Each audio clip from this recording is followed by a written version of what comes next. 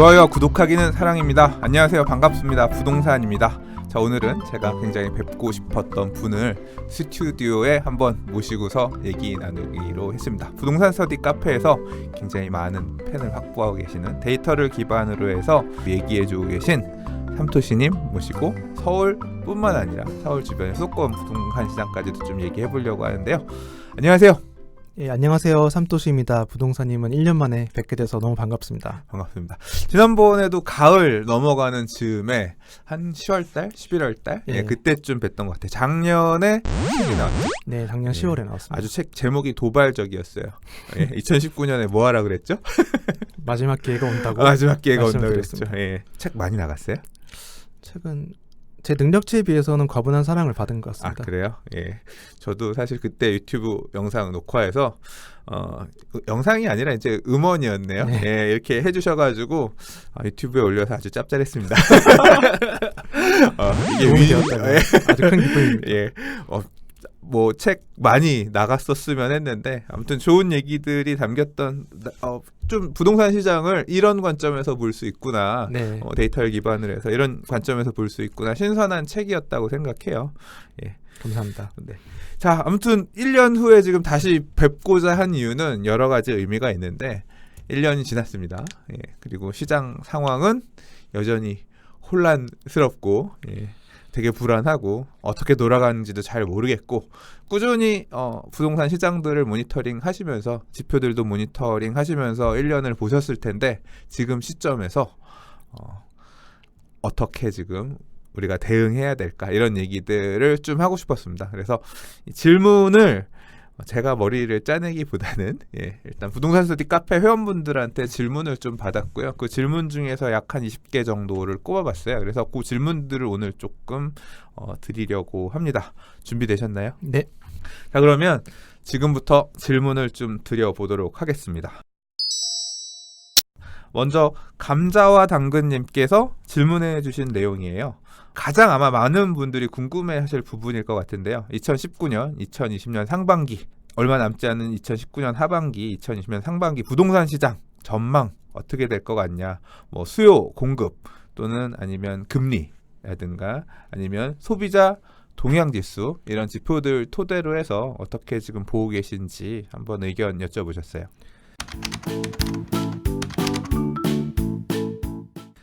일단 제가 개인적으로 2019년 작년에도 신간을 내면서 예상했던 것은 2019년 조정을 예상했고 그래서 2019년에 매입하는 것이 좋은 기회가 될 것이다. 2020년 이후는 상승할 가능성이 높다고 했는데 지금 아시다시피 하반기에 이미 전환을 했고 제 예상보다 반등이 이르게 왔거든요. 그 이유를 제가 곰곰이 생각을 해봤는데 제가 어쨌든 2019년 조정을 예상한 이유가 첫 번째 중에 입주 물량의 영향이 있었는데 그럼에도 불구하고 그 입주 물량의 영향을 생각보다 쉽게 돌파하고 있는 이유 중에 하나는 매물이 줄어들었기 때문이 아닌가. 결국은 정부가 양도세를 중과세하면서 매물을 좀 다주택자들의 매물이 나오기 어렵게 만드는 부분이 하나 있고 또 하나는 어떻게 보면 시장이 현명하지만 주택 보유자들이 다주택자들이 주택임대사업자를 등록하거나 또는 증여를 택함으로써 매물의 수를 더욱더 줄여나가고 있는 그런 것 때문에 상승 탄력을 받고 있는 게 아닌가 싶거든요. 그래서 이 상승 전환된 것이 현재로서는 하락으로 다시 전환할 모멘텀이 아직까지는 발견이 안 되고 있고 올해 4분기, 내년 1분기까지 입주 물량을 거치면 당분간 입주 물량이 굉장히 줄어들기 때문에 그런 측면에서도 상승 기류는 앞으로도 계속 좀 이어지지 않을까 그렇게 생각을 하고 있습니다.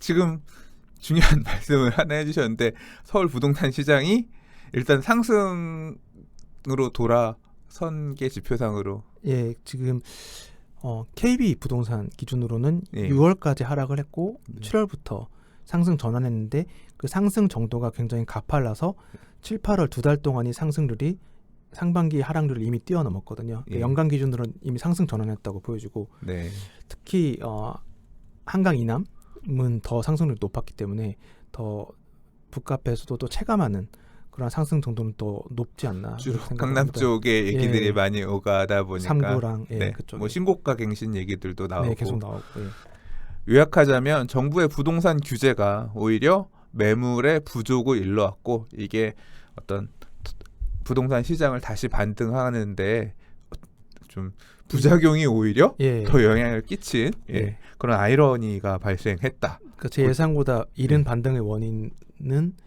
정부 규제의 부작용이 아닌가. 예. 제가 매물이 감소되는 영향력을 좀 과소평가했던 게 아닌가 그렇게 네. 생각하고 있습니다. 정부 관계자님들 듣고 계시죠? 야, 그럼 두 번째 질문 한번 드려볼게요. 초록초록해님께서 질문해주신 얘기입니다.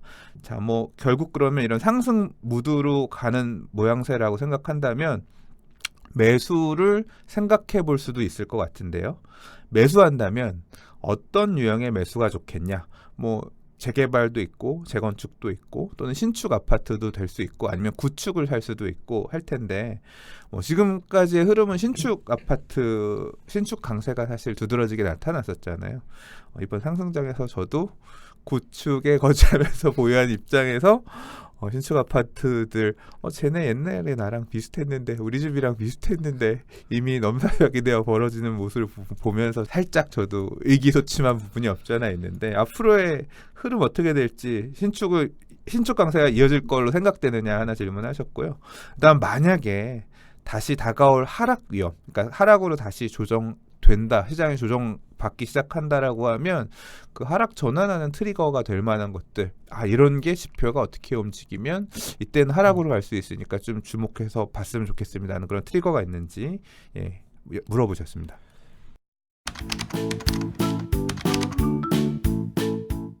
일단 시장이 상승 전환을 했고 신축 강세도 당분간 트렌드가 이어지지만 뭐 신축이 계속 강세를 이어간다면 구축도 갭 메우기는 들어갈 거라고 생각하거든요. 다만 신축의 강세 현상이 더 도드라질 수 있는 이유는 아까 말씀드린 또 하나의 정부 규제의 반작용, 그 재건축 재개발을 억제하는 규제가 굉장히 강하기 때문에 신축으로 나오는 아파트가 앞으로 계속 수가 줄어들게 되고 지금 한 2달 전인가 기사가 나왔는데 5년 뒤에는 5년 차까지 되는 신축의 비율이 서울 아파트에서 1% 미만이 될 것이다. 그러니까 신축이 더 귀해진다는 얘기거든요. 그 말은 현재 신축 또는 신축이 될 단계에 있는 아파트들의 희소성이 굉장히 높아지기 때문에 신축 강세 현상이 더 도드라질 것이다. 이렇게 보여지고요. 하락 전환할 트리거는 지금 사실 2020년부터는 수급이 상승으로 가는 그러한 가능성을 높여주고 있는데 수급 상황이 하락 위험이 있다면 역시 그 요즘 자주 회자되고 있는 글로벌 경기 침체 가능성. 그러니까 미국 장단기 금리가 역전이 되면서 지금까지 1978년부터 5번 금리 역전이 있었고 그로부터 약 평균 22개월 후에 예외 없이 글로벌 경기 침체가 일어났듯이 올해 8월에도 장단기 금리 역전이 일어났고 그게 다시 역사가 되풀이된다면 2020년 또는 21년에 글로벌 경기 침체가 올 수 있다는 얘기가 되거든요. 그런 경우가 온다면 뭐 수출에 많은 그 비중을 차지하고 있는 우리 경제 구조상 타격이 불가피하고 그럴 때 그런 글로벌 경기 침체가 현실화된다면 부동산도 하락 위험이 될 수 있겠다 그렇게 생각합니다. 그럼 트리거가 나타난 거라고 볼 수 있는 건가요? 뭐 시사하는 부분이 나타나긴 나타났는데 네. 다만 그것이 진짜 현실화될지는 개인적으로 지켜보는 건 미중 무역 분쟁이 얼마나 빨리 타결될 것이고 또 미국 연준이 얼마나 선제적으로 금리 인하로 대처할 것인가. 근데 마침 이번에 인하했잖아요. 네. 지금 녹음하는 날에 네. 인하를 했죠. 그래서 나름 좀 그러한 경기 침체를 피하려는 움직임이 되고 있다는 건 긍정적인 것 같고요. 다만 또 미중 무역 분쟁도 빨리 해결이 돼야 될 부분이 아닌가 싶습니다. 앞선 질문에서는 일단 신축의 강세는 더 심화될 것으로 보인다라는 식으로 답변을 해주셨어요. 삼토시님 의견을 귀 기울이신다면 신축 사시기 바랍니다. 자, 그럼 세 번째 질문 한번 해볼게요. 아그리팝님께서 질문을 해주셨는데요. 자, 일단 뭐 여러 가지 수요 공급 또는 뭐 통화량도 지금 늘어나고 있나요 요새? 통화량 증가폭이 생각보다 높더라고요. 생각보다 높나요? 오히려 막 느낌은 이제 정부가 대출 규제를 막 하면서 통화량이 많이 안 풀릴 것 같은데 네. 의외로 통화량은 예년만큼 풀리고 있습니다. 수급 또는 이런 통화량의 변화가 서울 말고 서울 주변 일단 질문하실 때에는 위례나 미사나 다산 뭐 이런 지역 새로 지은 서울 인근의 어떤 지역에 미칠 영향에 대해서 물어보셨는데요. 뭐 답변해 주실 수 있으세요? 일단 신도시 전반적인 부분으로 얘기를 하고 싶은데요. 아, 예. 사실 그 이번에 제가 뭐 여러 가지 일기 신도시 중심으로 좀 알아봤더니 뭐 분당, 평촌, 뭐 이런 일산 이런 그 데들 알아봤더니 전반적으로 이번에 상승률이 그 강남과의 접근성이 우수한 신도시일수록 상승률이 높게 나타났거든요. 예. 결국은 강남과의 접근성이 신도시 성패를 가른다라고 예. 보여지고 그에 따라서 교통망이 강남과의 접근성에서 교통망이 얼마나 구축되어 있는지에 따라 향후 나오는 신도시도 전망이 나올 것 같아요. 근데 한 가지 신도시에 부정적인 요소가 있다면 그 3기 신도시 존재거든요. 중장기적으로 봤을 때 3기 신도시가 영향력을 좀 평가절하하는 의견도 굉장히 많지만 1기 신도시, 2기 신도시가 입주했을 때를 떠올려 본다면 서울에도 하방 압력을 제공했던 게 맞고 근데 3기 신도시는 1기, 2기 신도시보다 더 서울에 가까이 있거든요. 결국은 영향을 줄 가능성이 있다. 근데 마침 신도시들도 새로 경쟁자가 생기는 셈이죠. 서울 밑에서는 서울보다는 다른 신도시가 3기 신도시의 영향을 받을 수 있기 때문에 그런 부분은 좀 3기 신도시가 생기는 주변의 신도시는 좀 조심할 필요가 있다. 그 얘기는 창릉 영향을 받는 일산은 힘들 거고 뭐 거의 그런 수준의 얘기일 것 같은데 아무래도 맞나요? 특정 지명 거론하기 힘들지만 네. 그런 거예요. 그러니까 서울과 신도시 사이는 서울이 천장 역할을 한다고 생각하는데 네. 서울과 기존 신도시 사이에 또 하나의 천장이 더 낮은 천장이 생기게 되기 때문에 넘을 수 없는 벽이 하나 딱 만들어지는 건데요. 예, 그래서 상승을 하게 되더라도 상승의 제약 요소로 좀 이렇게 상대적으로 상승의 제약 요소로 자리 잡을 수 있는 게 3기 신도시라고 보거든요. 물론 단기간에 생기는 신도시는 아니지만 중장기적으로는 그런 것도 좀 유의해서 봐야 된다고 생각합니다. 3기 신도시가 일단 수급 측면에서 공급 역할을 해주면서 가격을 낮추는데 일조할 수도 있을 것 같다. 왜냐하면 과거 신도시보다 서울에 더 가까이 붙어 있으니까 1기 신도시가 90년대 서울에 네. 가격에 영향을 끼쳤던 걸 생각하면 끼쳤고요. 이제 그런 의미 같은데 또 앞서서 해주신 말씀 중에서 뭐가 있었냐면 지금도 봐라. 강남에 가까이에 있는 평촌이나 분당 같은 경우는 좀 올랐고 네, 예, 떨어져 있는 다른 뭐 예를 들자면 부천이나 일산이나 네, 뭐 삼본이나 이런 데들은 상대적으로 예, 별로 햇볕이 따뜻한 기운이 안 갔잖아요. 맞습니다. 그렇게 본다라고 하면 3기 신도시 중에서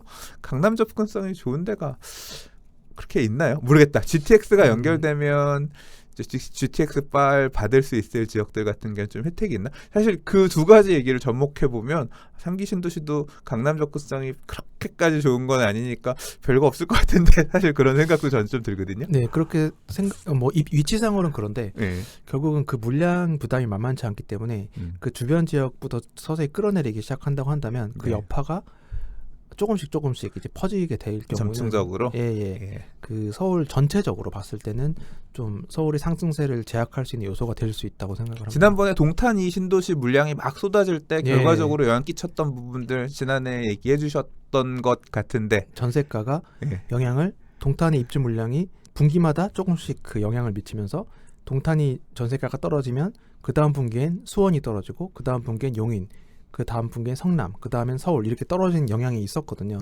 결국은 동탄이 뭐 아무리 입주 물량이 많아도 서울에 영향이 없다고 하는 의견이 많지만 전세가의 영향을 시차를 두고 생겼다.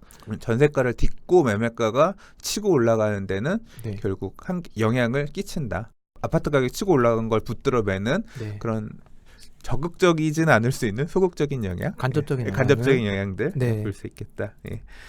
알겠습니다. 네 번째 질문 해보도록 할게요. ROTFL님께서 질문해주신 내용입니다. 경제 지표들이 굉장히 다양하게 있는데요. 그 중에서 부동산 경기에 영향력이 큰 지표가 어떤 게 있을까? 이 지표에 주목하면 부동산 경기의 흐름도 또 볼 수 있잖아요. 어떤 지표들 있고 어떤 지표를 좀 중요하게 생각하고 계시는지.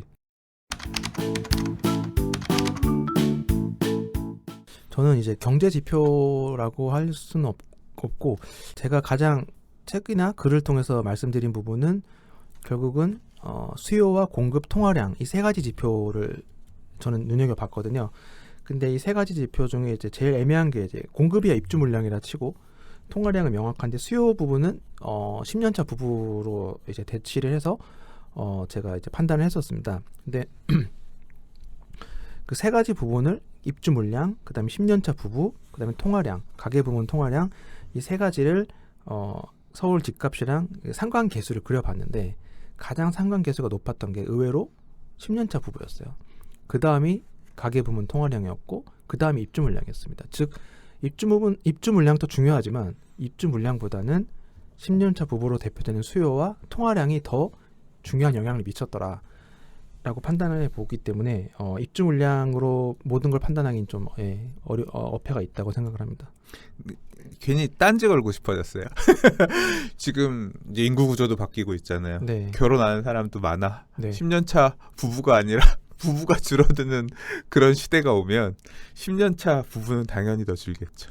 네. 그 10년차 부부가 줄어드는 시점이 2024년부터거든요. 계속. 아직 2023년까지 계속 늘기 때문에 네. 아파트 수요는 매매 수요는 그때까지도 계속 늘긴 늘 것이다 라고 판단을 합니다.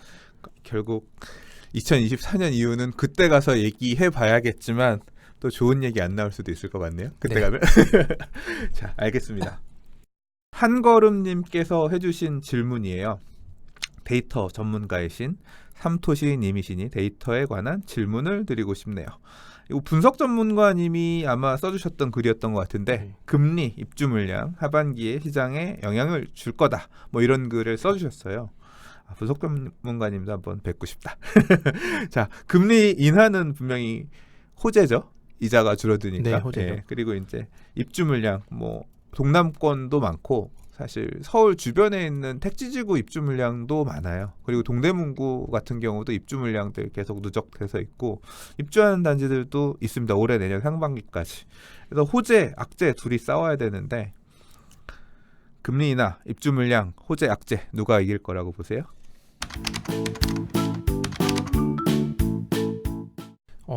일단 분석 전문가님은 저도 뵙고 싶고요. 네. 이게 분전님이 올려주신 글 저도 봤는데 결국은 저도 생각해 봤을 때 호재와 악재는 명확한데 그 시기에 따라 그 호재의 영향력과 악재의 영향력이 더 증폭이 되는 것 같거든요. 근데 지금이 상승기라고 봤을 때는 호재의 영향력이 좀 더 강할 것이다. 사실 분양가 상한제도 좀 다른 얘기지만 그 시장이 안 좋을 때 만일 분양가 상한제가 안 좋거나 안 좋아지기 직전에 분양가 상한제가 시행됐다면 더 악재로 자리 잡았을 텐데 지금의 상승 기류는 그 분양가 상한제도 비웃을 만큼 시장을 그것마저도 호재로 인식할 정도로 강한 상승세를 보여주고 있고 이것도 마찬가지로 현재가 지금 상승기라고 봤을 때는 입주 물량 이미 헬리오시티로 이미 한번 겪고 내성을 겪었기 때문에 오히려 금리 인하를 좀 더 큰 호재로 받아들일 것 같습니다. 가즈아를 외치고 계시네요. 예, 그런 식으로 살짝 들립니다. 네, 자 일단 악재보다는 호재가 더 영향을 끼치지 않겠냐 이렇게 말씀을 해주셨습니다. 자 그리고 말씀하셨던 것처럼 분양가 상한제의 민간 택지 확대 적용 시행 여부 될지 안 될지 아직은 모르겠습니다만 일단 입법은 차근차근 가고 있는 것 같아요. 저도 이 내용 관련해서 시행령 뭐 바꾸는 거 이의제기하는 거 예, 국토부에 이의제기 메일 보내고 하긴 했었는데 그 기한 내 9월 23일까지 이의제기 하라고 해서 예, 절차에 따라서 보낸 거예요. 자 이제 분양가 상한제 민간 택지 적용이 뭐 갑자기 갑툭튀한 건 아니고 네. 예, 원래 있었던 내용인데 분양가 상한제 적용 지역이 없었을 뿐인 거죠. 예, 법에 있었던 내용인데 근데 지금 뭐 문제가 되는 건 소급 적용이다 아니다 이제 이런 문제 때문에 그런데 이 민간 택지 분양가 상한제가 2006년 7년 예, 그때 이제 처음 튀어나왔단 말이에요. 그 당시에 이제 뭐 이슈들이 있었는데 과거 시장 흐름 어땠는지 궁금하다. 얼마나 영향을 시장에 끼쳤는지 한번 정말 재개발 재건축이 실제로 멈췄는지 얼마나 그걸로 인해서 가격이 떨어진 적이 있는지 과거 사례를 비춰서 한번 좀 설명을 듣고 싶다 얘기하셨습니다.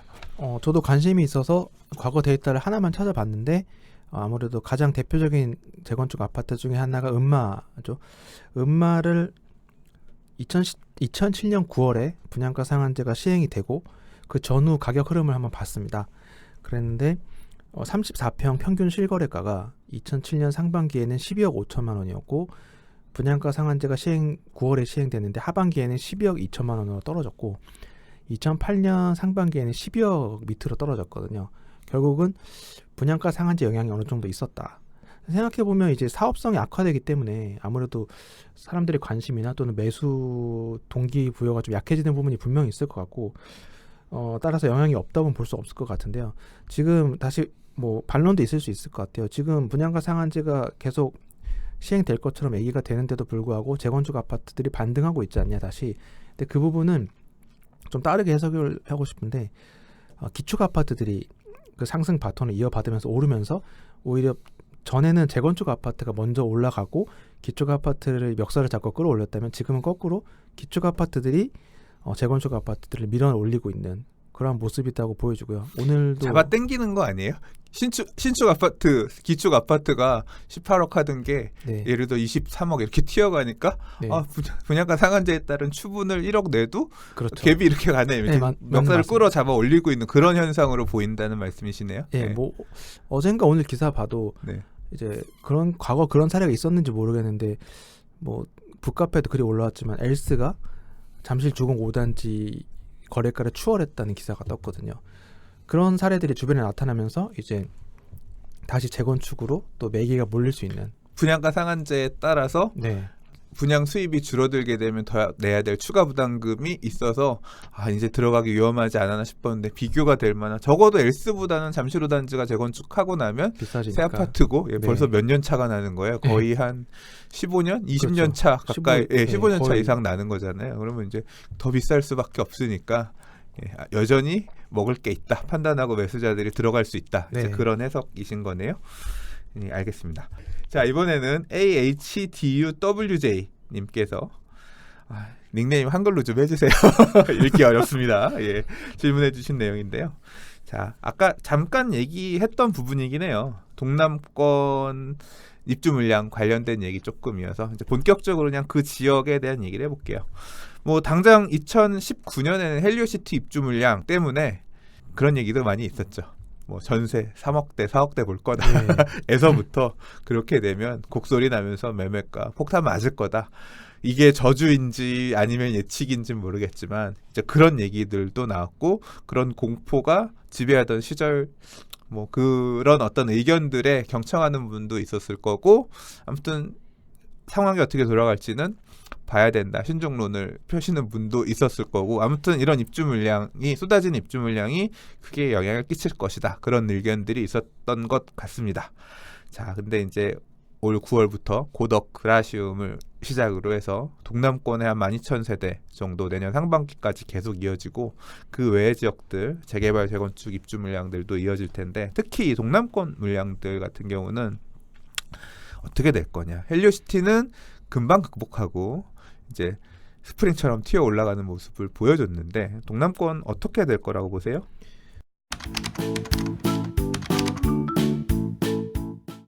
일단 헬리오시티보다 9,510세대였는데 헬리오시티보다 더 큰 입주 물량이 세수가 더 많죠. 그 뭐 올해 4분기부터 정확히 9월 30일부터 내년 1분기까지 계속 이어지기 때문에 분명히 전세가는 출렁일 거라고 생각을 합니다. 아직 전세가가 계속 오를 거라는 전망이 많은데 고덕 그라시움 입주장은 시작 안 했거든요. 결국은 그런 입주 물량, 전세가는 정직하기 때문에 공급이 시작되면 전세가는 떨어지거나 조정을 받는 경우가 대부분이기 때문에 막상 대단지가 입주하기 시작하면 전세가는 출렁일 가능성이 높다고 봅니다. 근데 생각보다 매매가가 사실 헬리오시티 영향뿐만이 아니라 9.13 때문에 9.13 대책 때문에 이제 조정기가 왔다고 생각하거든요. 근데 헬리오시티 입주 물량 여파를 생각보다 좀 쉽게 넘어갈 수 있었던 이유는 또 정부 규제의 부작용이 있지 않았나. 결국 2년 실거주해야 나중에 매도할 때 그런 부담을 경감할 수 있는, 결국은 그래서 사람들이 더 실거주, 그 단지에 더 실거주를 하러 들어오고, 뭐 그뿐만이 아니라 그 헬리오시티 영향을 상대적으로 좀 줄일 수 있었던 이유 중에 하나가 이제 실거주 2년 그거를 유도한 정부 규제도 있었고 정부 대책도 있었고, 또 지금 그 9,510세대를 입주 영향을 좀 쉽게 넘어간 데 대한 시장의 자신감도 생겼다고 생각하거든요. 내성이 생겼다. 예, 심지어 헬리오시티가 나름 이제 송파구의 중심 지역, 그래서 그 거대한 입주 물량을 맞이했는데도 그 서울 아파트 시장이 그걸 극복했고, 송파구보다 좀 더 동쪽에 있는 강동 그 고덕동에 있는 입주 물량에 대해서도 좀 송파구보단 좀 다소 중심지에서는 떨어져 있기 때문에 그 영향력이 더 오히려 그 입주 물량을 걱정하지 않아도 되지 않겠냐라는 자신감이 좀 시장에 형성이 돼 있는 것 같습니다. 그래서 이 부분도 전세가는 출렁이지만 매매가는 큰 영향을 안 받을 것이라는 생각을 합니다. 사실 이 고덕 쪽에 있는 부동산 중개업소 소장님이랑 통화를 해보면 물량이 많으면 뭐예요? 매물이 없는데 이런 얘기를 해요. 네, 그렇죠. 예, 거래를 매도를- 할 수 있는 물건이 별로 없대요. 그러니까 조합원들 거는 거래하기 힘들고 일반 분양 물량들 중에서 일부인데 일반 분양도 양도소득세가 절반이라 네. 팔 수는 있는데 팔기 굳이- 힘든 굳이 뭐 그 그냥 서금을 내면서 예. 할 필요가 없는. 결국 이 당시에 당첨되신 분들이 무주택 결국 가점으로 당첨되신 분들이기 때문에 네. 무주택자들인데 비과세 받으려고 또는 1주택 세율 특례세율 받으려고 2년 보유 이상 거주 보유하시면서 가급적 그 당시엔 분양가도 쌌잖아요. 네. 그래서 매물들이 없대요. 이제 그런 영향이 있을 거다라고 보는데 자 전세는 출렁일 거라고 하셨어요. 자 전세가 출렁이면 어디까지 여파를 끼칠까? 결국은 위 상향 지역으로는 어디까지 영향을 끼칠 거라고 보세요? 상향이라고 하는 건 좀 더 좋은 지역.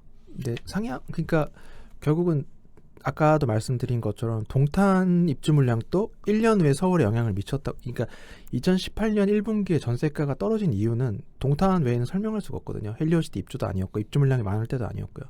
그러니까 동탄 입주 물량도 1년 뒤에 서울에 영향을 미칠 정도면 뭐 헬리오나 어쨌든 고덕에 입주 물량이 많이 있을 경우는 서울 전역에 퍼지는 것도 시차를 두고 나타날 거라고 생각을 합니다. 공급을 일단 약하게 하는 서울 전역에 다 전세는 영향을 끼칠 거라고 본다. 시차를 두고. 시차를 두고. 자, 행운 2014님께서 질문해 주신 내용입니다. 자, 이 동남권 입주 물량 관련해서 이 상방에 대한 어떤 영향도 있지만 하방에 대한 영향도 있죠. 당장 이제 5호선, 9호선으로 이어지는 바로 옆에 하남 미사 강변 도시가 있잖아요. 뭐 강일지구도 있고 특히 이제 미사 쪽에 투자해서 보유하고 계시는 분들도 많이 계신데 자, 이 고덕 입주장에서 하남 미사에 어떤 영향을 끼칠 거냐, 뭐 매매든 전세든 네. 어떤 식으로 영향을 끼칠지.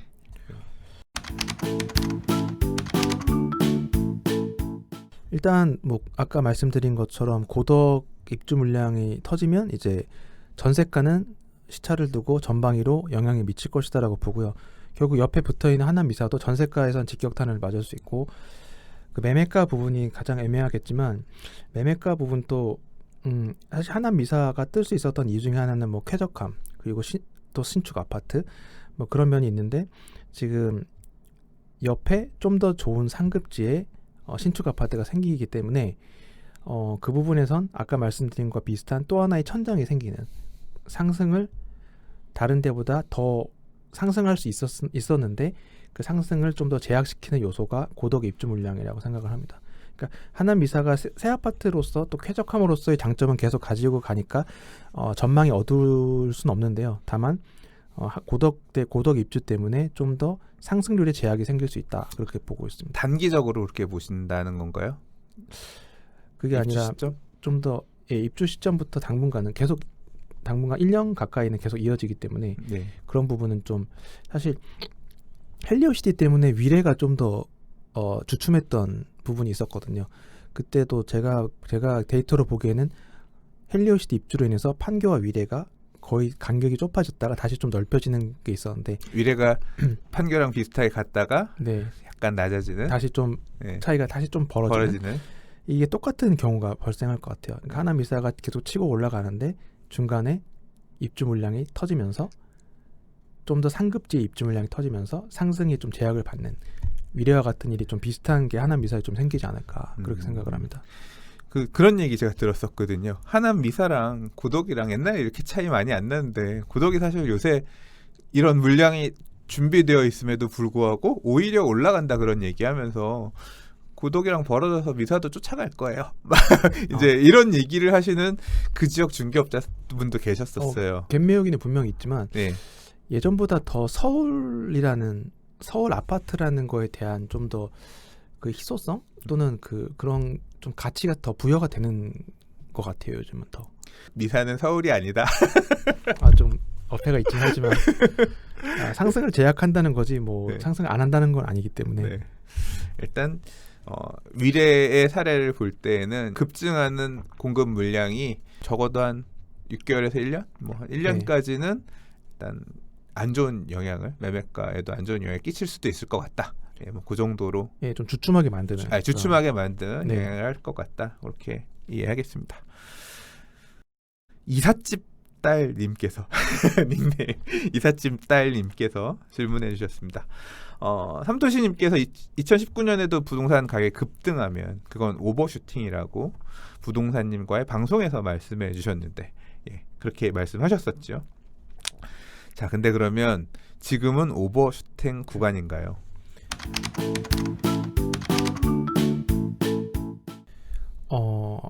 사실 2019년 아직 급등한 건 아니고요. 그 연간 전체로 보면 그러니까 작년 12월과 지금을 비교하면 서울 전체적으로는 KB 부동산 기준으로 0.2% 상승된 걸로 돼 있거든요. 아직 급등한 상황은 아닙니다. 다만 그냥 쌤쌤이네요. 쌤쌤. 예, 상승 전환한 건 맞고요. 2019년 조정을 예상했던 저로서는 이대로 시장이 갈 경우는 제가 틀린 예측이 되고 그 부분은 인정할 수밖에 없는데 다만 그 반등이 예상보다 일렀던 부분은 아까 제가 말씀드린 것처럼 정부 규제의 부작용을 제가 과소평가했다. 입주 물량 뭐 수급 위주로 봤지 매물이 줄어드는 힘이 그 정도로 큰 영향을 미치는지는 제가 간과했던 부분이 있었고요. 오버슈팅 구간이냐? 사실 제가 2020년부터는 다시 오른다고 전망을 했거든요. 그 반등이 마지막 기회를 그래서 잡으라 그랬잖아요. 네네. 올 1, 2, 3월, 4월에 잡았으면 네. 지금 아주 웃고 있지. 아, 그렇죠. 네. 사실 그 부분은 감사하게도 몇몇 분들이 아직 뭐 결론이 난 거 아니지만 그 제 책을 보고 상반기에 사셨던 분들이 쪽지나 그런 그 댓글을 남겨주셔갖고 그 현재까지는 올라가고 있으니 감사하다는 걸 받았거든요. 다만 저 개인적으로는 하반기까지는 조정이 이어질 줄 알았는데 그 부분이 하반기에 바로 반등한 건 제 예측이 틀린 부분이고요. 맞아요. 작년에 얘기할 때 그렇게 얘기했었어요. 예, 인정할 건 인정해야 된다고 생각하기 때문에 근데 2020년부터 다시 오른다고 봤는데 반등이 좀 더 이르게 됐다고 생각하기 때문에 오버슈팅은 아직 아니라고 생각합니다. 왜냐하면 지금 2019년 말씀드린 것처럼 2019년 자체로는 아직 조금밖에 오르지 않았기 때문에 급등하면 오버슈팅이라고 보겠지만 지금 그 상황은 아니라고 생각합니다. 자, 그럼 제가 좀 어려운 질문 이어서 하겠습니다. 아까 이삿집 딸님이 같이 물어봐 주신 거예요. 그러면 지금 어쨌거나 좋다, 오버슈팅이 아니다라고 하더라도 실수요자라고 하면 지금이라도 인서울 부동산을 사야 되느냐, 이 판단이 어렵다고 하시네요. 사실 글로벌 경기 침체 가능성이 없다면 또는 적다면 저는 지금이라도 사야 된다는 입장이거든요. 다만 그 아까 말씀드린 미국 중단기 금리 차가 역전이 발생해서 2020년이나 21년에 글로벌 경기 침체가 일어날 수 있다. 그런 부분이 사실은 걸리는 부분이긴 합니다. 근데 그 부분은 제 예측을 좀 뛰어넘는 범위이기 때문에 그렇죠. 뭐 누가 알겠어요. 그거는 트럼프 대통령도 잘 네. 모르지 않을까? 앞으로 해결해야 될 위정자들이 해내야 될 문제니까. 문제 같고요. 그 수급 상황을 봤을 때는 20년 또 특히 21년은 상방 압력을 강하게 받을 해기 때문에 지금 사는 게 좋은 선택일 거라고 생각을 하고 있습니다. 수급이 상방 압력이라고 하는 거는 결국 공급할 물량들이 급감하기 때문에 새 아파트가 앞으로 네. 나오기가 어려운 구조니까 신축 급등 현상이 앞으로도 이어질 거니까 그런 쪽을 보는 게 맞겠다, 이런 식으로 정리가 되는 것 같네요. 닉네임을 굉장히 읽기 힘든 분께서 질문해 주셨어요. ILLLLIIILL. 이런 닉네임 너무 힘들어. 되게 많아요. 이런 시리즈들. 요즘 이분이 좀 이런 분이 많아요. 되게 많아요. 이게 자기 아이디 속이려고 이게 아, 대문자 소문자 섞으면 잘 모르거든요. 네. 따라하기도 힘든. 네. 자, 님께서 아무튼 질문해 주셨어요. 이분 같은 경우는 1주택자신데 이제 결국 1주택은 집값이 올라도 다 오르고 떨어져도 다 떨어지고 별로 뭐 많이 올랐다고 해서 물론 무주택보단 낫지만 그렇잖아요. 그래서 뭔가 추가 투자를 하고 싶고 추가로 주택을 매수해서 뭔가 다주택이 되거나 또는 뭐 브릿지로 일시적 1세대 2주택 뭐 이렇게 갈 수도 있겠죠.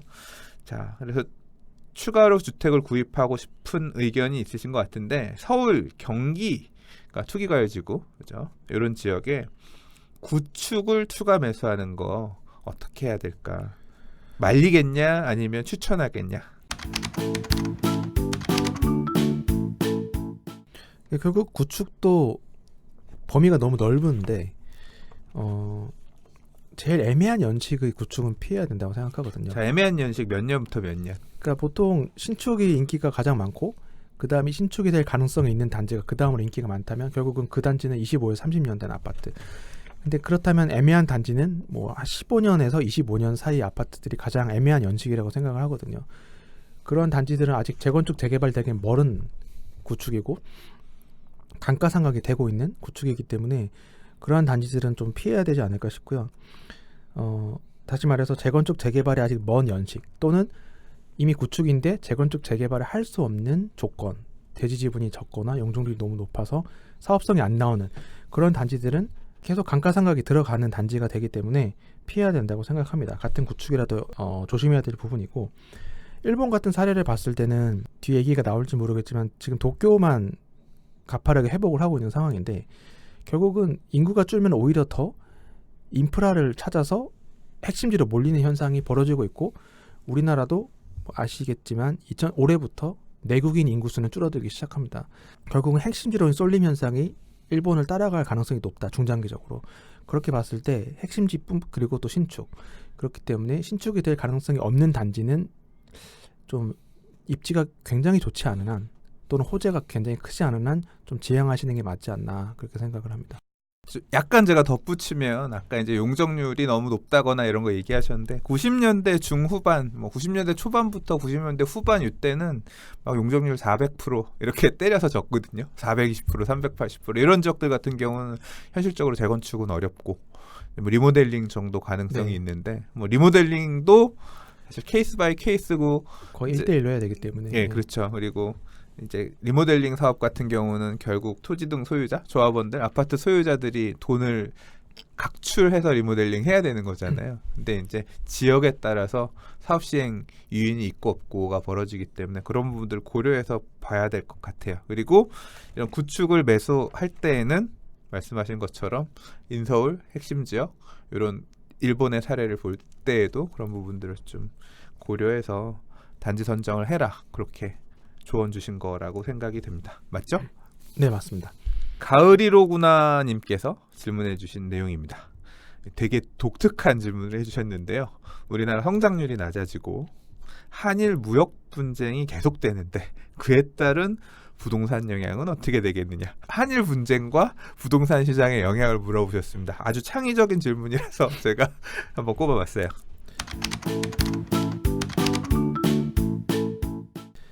사실 뭐 무역 분쟁이 계속 이어지면 서로 좋을 건 없는 건 맞고요. 그 우리나라는 아시다시피 뭐 무역에 많은 비중을 두는 경제 구조를 갖고 있기 때문에 한일 무역 분쟁이 계속되면 경제 성장들 아무래도 안 좋은 영향을 미칠 수 있고, 기업 입장에서도 일본의 장비나 재료들을 못 사게 돼서 다른 나라 걸 쓰게 되면은 사실은 일본 거를 계속 쓸 수밖에 없었던 이유가 있을 거예요. 근데 그걸 못 쓰게 되면서 다른 나라 거로 바꾸면 아마 제품의 경쟁력 또는 원가 경쟁력이 떨어질 수 있고, 그것이 다 우리 무역에 악영향을 줄 수 있는데, 그런 부분이 이 부분이 계속될 경우는 아무래도 경제 성장률에 악영향을 줄 수밖에 없고, 부동산도 경제가 잘 안 되는데 부동산만 나홀로 고고하기는 쉽지 않다고 생각되거든요.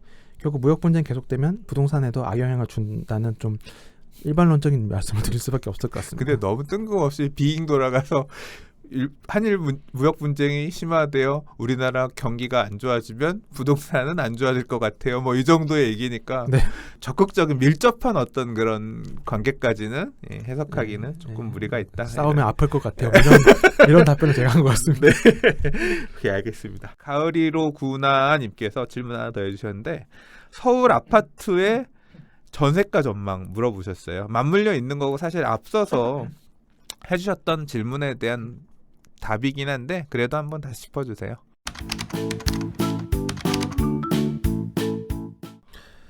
결국은 전세간 입주 물량 영향을 받을 수밖에 없고, 그 입주 물량이 많은 시기가 올해 4분기와 내년 1분기까지입니다. 그러니까 올해 4분기부터 내년 1분기까지는 전세가는 조정을 받을 가능성이 높고, 다만 그 내년 2분기부터 2021년까지는 입주 물량이 굉장히 줄어들기 때문에 그 이후는 좀 전세가가 다시 오를 가능성이 높다라고 말씀드릴 수 있겠습니다. 근데 이제 전세 가격이 오르기 시작하면 또 생각나는 게 있어요. 오늘 요새 되게 이슈가 됐던 게 저거잖아요. 계약갱신 청구권. 그래서 저도 그 기사를 보고 많은 생각이 들었는데 이 제도가 정부 의도대로 되려면 공약이었잖아요. 네. 대통령 선거 근데 공약이었어요. 그걸 하려면 빨리 해야 된다. 왜냐하면 입주 물량이 줄어든 다음에 하게 되면 그 소급 적용하지 않는 한 그렇죠. 집주인은 전세가를 확 올릴 거거든요. 그거 받으면 물량이 없는 상태에서 네. 가격을 확 올려도 수급이 어긋나 있으니까 임차인들은 쫓아갈 수밖에 없고 예. 그러면 가격이 확 급등하는 걸 받으면서 그러니까 앞으로 뭐 지금 4년이 될지 6년이 될지 모르겠지만 6년치 상승분을 그냥 한꺼번에 올려받고 그다음 내가 네. 6년 기다리겠다 이런 부분들이 그러니까 임차인들 물량이 많은 상태에서는 그 돈 주고는 내가 못 가지 네. 이렇게 임차인의 힘이 세질 수 있지만 입주 물량이 적은 상태에서는 힘이 약할 수도 있다.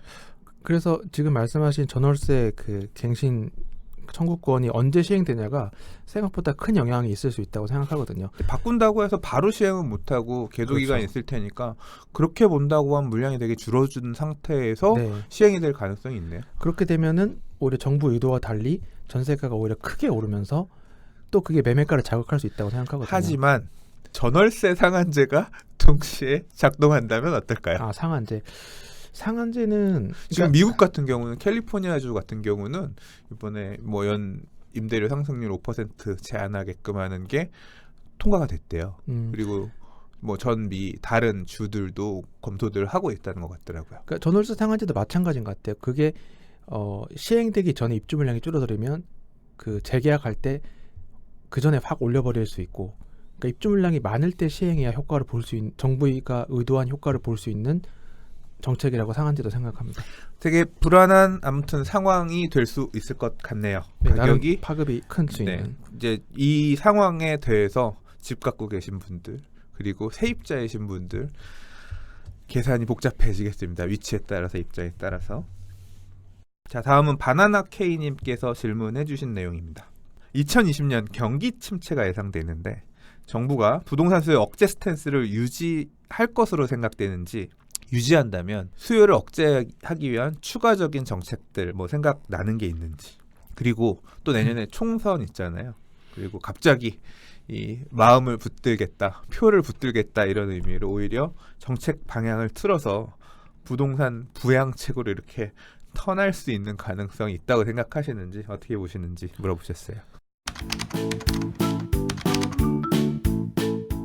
이것도 사실은 좀 불확실한 예측의 영역이긴 한데 경기 침체가 올지는 내년에 올지는 모르겠지만 정부가 수요 억제 스탠스는 유지하지 않을까 싶습니다. 왜냐하면 정부가 계속 내놓는 규제 또는 그 규제를 내놓을 때 언급하는 내용들을 보면 굉장히 그 부동산 시장을 잡는 것이 정권의 명운이 걸려 있다고 보는 측면이 있어 보이거든요.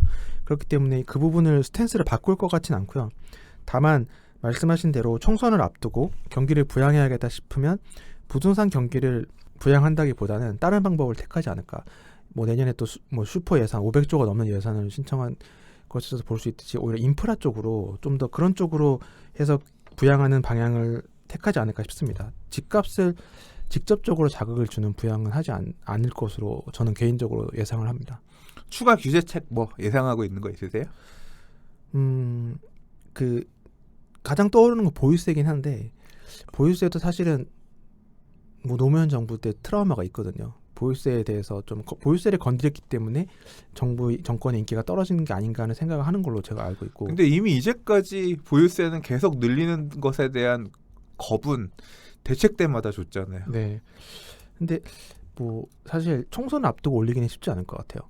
그리고 그나마 또 있는 정책 수단이 재건축 연한을 늘리는 건데 그것도 제가 보기엔 실효성이 좀 떨어질 것 같고, 왜냐하면 30년에서 40년을 늘리면 상당수의 단지들이 이미 40년을 향해 달려가고 있기 때문에 큰 영향이 없을 것 같거든요. 그래서 그런 부분 남은 정책 수단이 사실 마땅히 떠오르지는 않습니다. 설마 뭐 여의도 광장 아파트 이런 것도 42년 그런데 뭐 반포 주공 1단지도 이미 40년 넘었고, 그러니까 그렇다고 해서 거래 허가제 이런 건 좀 그 정도까지 안 가지 않을까 싶고요. 일단 저는 남은 정책 수단이 많지는 않지 않을까. 저는 어떤 창의적인 정책이 나올지 오늘 사실 아까 꺽 하고 놀랬는데 바른미래당 의원이 조합원 입주권 양도세 중과하는 법안 발의했다고 2021년부터 적용한다. 그러면 이제 사실 입주권 같은 경우는 조합원 입주권 같은 경우 중과세 적용이 안 되니까 조정 대상 지역 이내라고 하더라도 입주권은 일반 세율로 팔고 장기 보유 공제도 안 돼요. 근데 이제 그 세금 부담이 적으니까 입주권을 털면 세금 조금 덜 내면서 이렇게 엑시트할 수 있는 모델이 있었거든요. 근데 그거 만약에 진짜로 그게 통과가 되면 입주권 물건도 막히는 거예요. 네. 예.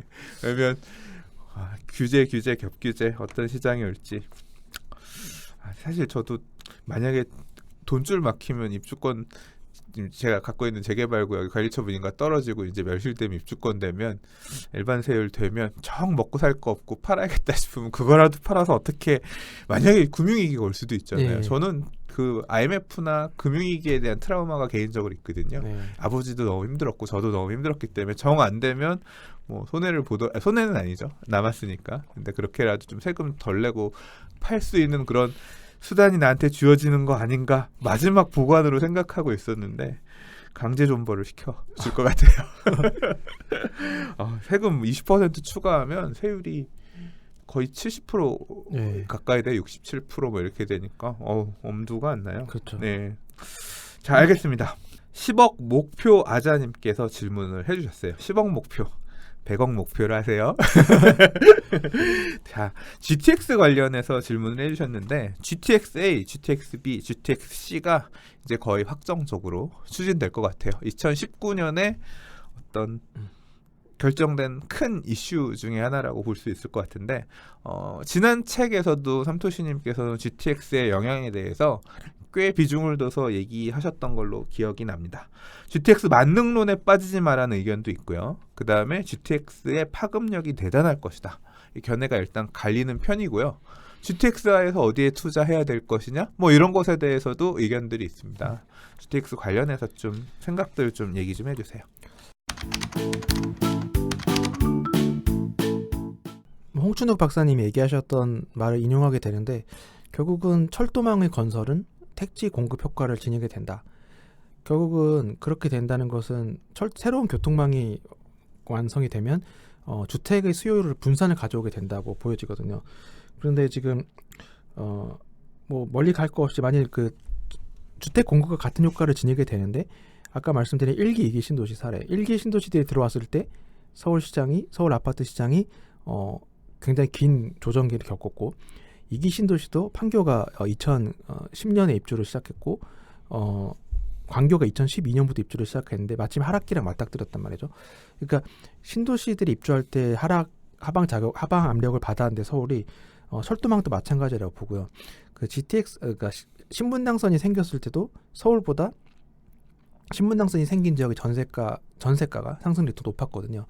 주택 수요가 분산된다는 게 거기서 드러나는 겁니다. 근데 그래서 GTX가 생기면 아무래도 서울이 상승기였다면 상승률을 깎아먹을 수 있는 요소가 되고 하락기라면 그 하락을 더 부채질할 수 있는 요소가 된다고 생각을 하고요. GTX는 충분한 서울의 수요 분산 역할을 할 것이다. 네, 왜냐하면 서울을 이탈하는 그러니까 서울 집값이 비싸서 주변으로 경기도로 이제 이주하는 인구들이 많이 늘어나서 서울이 이제 1000만이 안 되는데 그러한 서울 이탈을 부채질할 수 있다. 그런 부분이 GTX 파급으로 여겨지고요. GTX가 건설되는 시기가 뭐 2024년부터 7년 사이에 완공이 될 거라고 보는데 그때쯤이면 제 분석대로라면 서울 아파트가 상승기 거의 끝에 와 있을 시점이다. 그리고 2024년부터 아까 말씀드린 10년차 부부가 줄어들기 시작한다.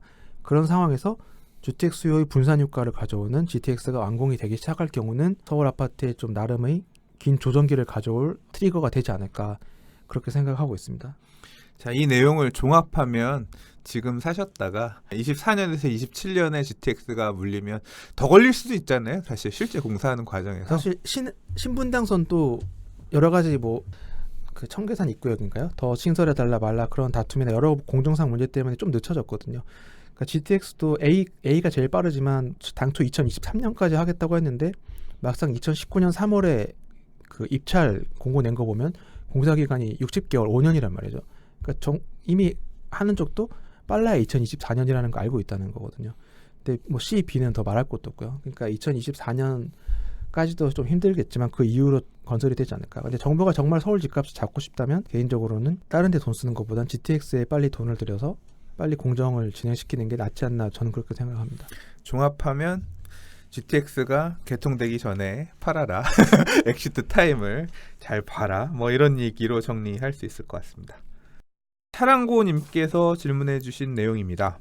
주택을 구입하실 의향이 있으신 것 같아요. 근데 이제 결국 그래서 서울 안에 직주 근접이 뛰어난 역세권 신축 아파트를 고려하고 계신 것 같은데 이제 지금 뭐 짓고 있는 아파트들, 곧 이제 지을 아파트들 있잖아요. 대략 한 2022년, 23년 뭐 이즈음에 입주하는 아파트를 본다라고 하면 우리 트렌드가 있잖아요. 과거에는 소형이 트렌드를 주도했다라고 하면 지금은 보면 뭐 청약가점도 보면 소형 평수들은 별로 안 높아요. 네. 오히려 30평형대, 40평형대가 청약가점 커트라인이 더 높은 그런 네, 현상도 나타나기도 하거든요. 그 흐름은 시대에 따라 좀 변하는 것 같은데 자 아무튼 2020년 완공을 기준으로 놓고 볼 때 역세권 신축 아파트라고 하면 20평형대를 사는 게 낫겠냐 30평형대 중형을 사는 게 낫겠냐 삼토시님께서는 이 트렌드 어떻게 바뀔 거라고 보느냐. 일단은 직주 근접 트렌드는 갈수록 더 강해질 거라고 보고 그거는 지금 또 일본의 사례를 얘기하지만 일본이 도쿄가 수도권 도시보다 더 가파르게 오르고 있고 도쿄 안에서도 도심 3구가 나머지 구들보다 훨씬 가파르게 상승하고 있거든요. 결국 인프라가 갖춰진 또는 직장에 있는 직주 근접을 일본도 더욱더 시간이 갈수록 선호하고 있다는 건데 우리나라도 마찬가지로 워라밸이 트렌드가 되고 있고 그러면 통근 시간이 아까워지는 거거든요. 결국은 직주 근접이 중요한데 말씀하신 것처럼 직주 근접이 뛰어난 역세권 신축 아파트라면 거의 뭐 진리에 가까운 투자처라고 보여지고 근데 여기서 소형이 중형보다 비교율가 있을 것이냐 워낙 이제 중형 또는 중대형이 공급이 떨어지기 때문에 점점 감소하고 있기 때문에 중대형의 시대가 올 것이다라는 의견도 많지만 제가 보기엔 그 이상으로 1인 가구의 비중이 너무 가파르게 오르고 있다. 결혼을 안 하는 트렌드가 점점 심화되고 있고 1인 가구의 비중이 계속 오르고 있기 때문에 소형의 인기가 앞으로도 계속되지 않을까 그런 생각이 듭니다. 소형이 중형보다 수익률이 떨어지는 일은 오기 힘들지 않을까 그렇게 생각을 합니다. 25평 사실합니다. 네, 제가 놀랐어요. 이번에 난리 날 것 같은데 삼성동 상하 2차 레미안 라크라 라클라시 예, 그 분양가가 4,750 그냥 어떤 저는 걸로? 숫자로 봐서 아. 34평 분양가가 16억 네네. 예, 15억 5천에서 16억 뭐 5천 이 정도 됐던 것 같은데 뭐 우스갯소리로 사람들 당첨되면 P10억이네 뭐 이 얘기들 하시더라고요. 네, 근데 그 얘기를 하려고 하는 게 아니라 요 바로 옆에 보면 힐스테이트 네. 예, 뭐 이런 아파트들 있잖아요. 여기 14평짜리가 실거래 얼마 찍혔는지 아세요? 10억 2천이었네. 10억 6천. 아, 14평이 10억 6천. 평당 와. 7천을 넘은 거네요. 네, 장난 아니죠. 그런 세상이 왔습니다. 이 소형 아파트가 10억 넘어가는 이런 세상이 왔네요. 아, 놀랍습니다. 네, 뭐 저도 이제 인구 구조나 앞으로는 뭐 결혼 안 하고 사는 이런 수요들 도시만에서 그런 수요들이 있어서 중대형이 대세가 되는 데에서는 그런 것 있죠. 지역에 따라서 이렇게 좀 그래도 몇인 가족 어느 정도 갖추고 사는 사람들이 많은 동네는 중대형 수요가 계속 유지가 되는 것 같은데 중요한 포인트입니다. 예, 근데 뭐 소형 중대형의 시대가 온다라기보다는 지역에 따라서 약간 좀 다르게 나타날 것 같아요. 이거는. 저도 지금 조사해 봤더니 결국은 그 소위 유명한 그 부촌일수록 1인 가구의 비중이 여전히 적더라. 그런 지역을 고려하신다면 중형도 충분히 고려해 볼 수 있다고 생각합니다. 근데 그런 지역이 아니라면 여전히 소형이 좀 인기가 있지 않을까.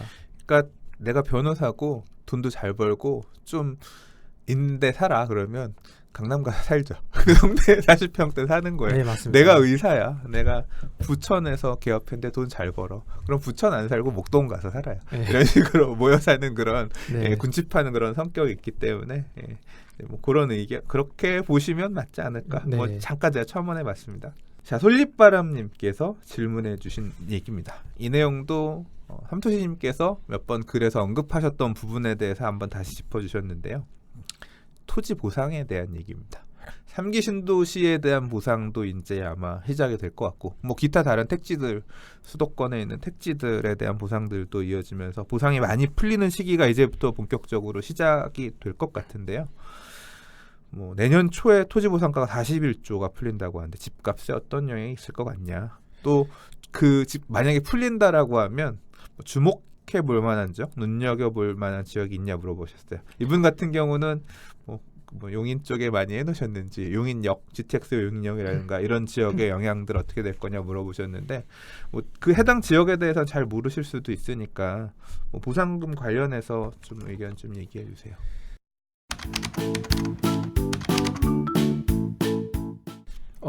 토지 보상금이 많이 풀렸을 때가 이제 노무현 정부 때랑 이명박 정부 때 굉장히 많이 풀렸고, 근데 많이 풀렸는데 노무현 정부 때는 집값이 많이 올랐고 이명박 정부 때 떨어졌기 때문에 토지 보상금이 많이 풀려도 어떨 땐 오르고 어떨 땐 떨어지는구나, 이렇게 생각이 될 수 있는데, 제가 안 그래도 그 부분에 관심이 많아서 좀 들여다봤는데 왜 토지 보상금 유동성이 증가되는데 노무현 정부 때는 집값이 많이 오르고 이명박 정부 때 떨어졌을까? 뭐 다른 여러 가지 요소도 있겠지만, 제가 즐겨 보는 그래프가 매매 전세 지수 그래프가 있고, 제가 북카페에서도 분기에 한 번씩 업데이트를 하고 있거든요. 그러니까 KB 부동산에서 뽑은 데이터로 매매 지수와 전세 지수를 같이 그려보는 건데요, 서울 아파트의. 근데 노무현 정부 때 보면 매매 지수와 전세 지수의 갭이 좀 많이 적었어요. 그렇기 때문에 거기에 유동성이 강화되니까 매매가가 많이 올랐는데, 이명박 정부 때는 상승기 이미 절정에 달해 있었기 때문에 매매가와 전세가의 갭이 굉장히 컸습니다. 그러니까 거기서 유동성이 강화돼도 이미 매매가와 전세가의 갭이 너무 벌어져 있기 때문에 좀 별 영향을 못 미친 부분도 있지 않나. 지금의 매매 지수와 전세 지수의 갭은 노무현 정부 때와 이명박 정부 때의 중간 수준이거든요. 그 말인즉슨 토지 보상금이 풀리면 일정 부분 상승 압력은 받지만 노무현 정권 때 정도의 폭등을 일으키기 힘들지 않나, 그렇게 생각을 합니다. 중간 정도 된답니다. 네. 네. 그렇게 보시면 될 것 같고, 뭐 그럼 보상금이 중간 정도 영향을 끼친다고 보면 이게 어느 지역 정도까지 영향을 끼치겠느냐, 뭐 이런 지역 저런 지역 뭐 있을 것 같다 생각되는 데 있으세요? 근데 주로 풀리는 데가 보니까 뭐 과천, 광명, 일산에도 풀리고요. 결국은 그 지역이 제일 먼저 영향을 받고, 그 외로는 결국은 또 조금 더 핵심지로 몰려가는 경향이 있지 않을까 싶고요. 근데 핵심지면 일산 땅 보상받아서 강남 사러 간다 얘기신가요? 뭐 그럴 수도 있는 거긴 한데 네. 보통은 인근 지역에 제일 유입되는 경향이 높다고 하더라고요. 근데 이게 이런 게 신도시의 그 양날의 칼인 것 같아요. 그러니까 서울 집값이 막 오르니까 서울 집값 잡으려고 신도시를 발표를 하는데, 신도시를 발표하면 이제 토지 보상금이 풀리게 돼서 그게 더 서울을 올리고, 결국 입주 시점에 가서야 이제 상승기 끝에 달해 있을 때 와서 입주가 시작되면서 물량 압박과 같이 더불어지면서 그때서야 끌어내리는 그런 게 1기 신도시, 2기 신도시 똑같이 발생을 했던 거거든요. 3기 신도시도 좀 마찬가지로 서울 집값을 잡으려고 했던 정책이지만 단기적으로는 서울에 좀 기름을 끼얹는 부작용이 있지 않을까, 그렇게 생각을 합니다. 뭐 이런 부작용 막으려고 보상할 때도 대토보상 이런 것들 또는 네. 그 안에 뭐 환지하는 것처럼 신도시 안에 지어지는 택지의 소지 이렇게로 대체해주고 조합 만들어 집 짓게 하고 뭐 이제 이런 식의 어떤 대안들도 갖고 온다고 하는데, 뭐 요새 보면 과천 지식정보타운에서도 뭐 이런 사업지들 그 보상금 가지고 이제 보상해줘야 되는데 분양가가 낮아지면서 보상금이 낮아지게 되면서 되게 내부적으로 또 문제 있고 뭐 그런 사례들도 있고 하는 것 같더라고요. 자, 토지 보상금 지급과 부동산 시장 영향 관련해서 얘기 좀 들어봤고요. 다음은 은쟁반의 옥구슬님의 질문입니다. 닉네임 너무 멋지네요. 자, 이분께서는 분당에 집을 갖고 계신 것 같아요. 또는 분당에 투자하시려나 봅니다. 분당 재건축이 될까요? 된다는 가정하에서 소형보다 대형이 투자로 좋죠? 대형을 갖고 계신가? 대형 실거주하면서 역세권 소형 투자 어떨까요? 뭐 이런 질문을 하셨는데, 일단 분당의 재건축 가능성에 대해서 물어보셨고요. 그리고 만약에 1기 신도시에 재건축 투자를 한다고 하면 대형 소형 어떤 게 나을지, 뭐 분당이 아니라 뭐 평촌에까지도 이어서 생각할 수 있는 문제일 것 같은데. 사실 분당의 재건축 여부는 북카페에서도 뜨거운 감자인 것 같아요. 그 글이 올라올 때마다 되니 안 되니 말이 많은데, 개인적으로는 지금과 같이 서울이 많이 올라있는 상태라면 분당의 신축 굉장히 매력적이기 때문에 사업성이 나올 거라고 보고요. 재건축이 좀 되지 않을까 싶습니다. 그런데 사실 분당의 국회의원들 또는 지자체장 이렇게 선거 나오는 거 보면 재건축을 자꾸 공약으로 들고 나오거든요. 아, 그래요? 네, 특히 국회의원들이. 그렇기 때문에 정치인들은 표를 먹고 사는데, 이제 분당이 이제 마침 2021년부터 재건축 연한에 도달하기 시작하기 때문에 이번에 은수미 시장도 뭐 그런 일부 내용을 발표한 걸로 아는데 그런 걸 감안하면 표를 먹고 사는 정치인들인 이상 이 구축 아파트들을 계속 냅두지 않을 것이다. 표를 얻기 위해서라도 재건축을 추진할 것이다라고 봤을 때 재건축은 추진될 가능성이 높고 사업성이 안 나오는 데는 뭐 리모델링 하겠지만 사업성이 꽤 많이 나오지 않을까. 분당이 새 아파트로 됐을 때는 좀 경쟁력이 굉장히 높지 않을까 생각을 하거든요. 왜냐하면 이전에 없던 게 또 생겼죠. 판교 테크노밸리가 1, 2, 3 테크노밸리가 생기게 되면서 분당의 경쟁력이 좀 더 올라갔다.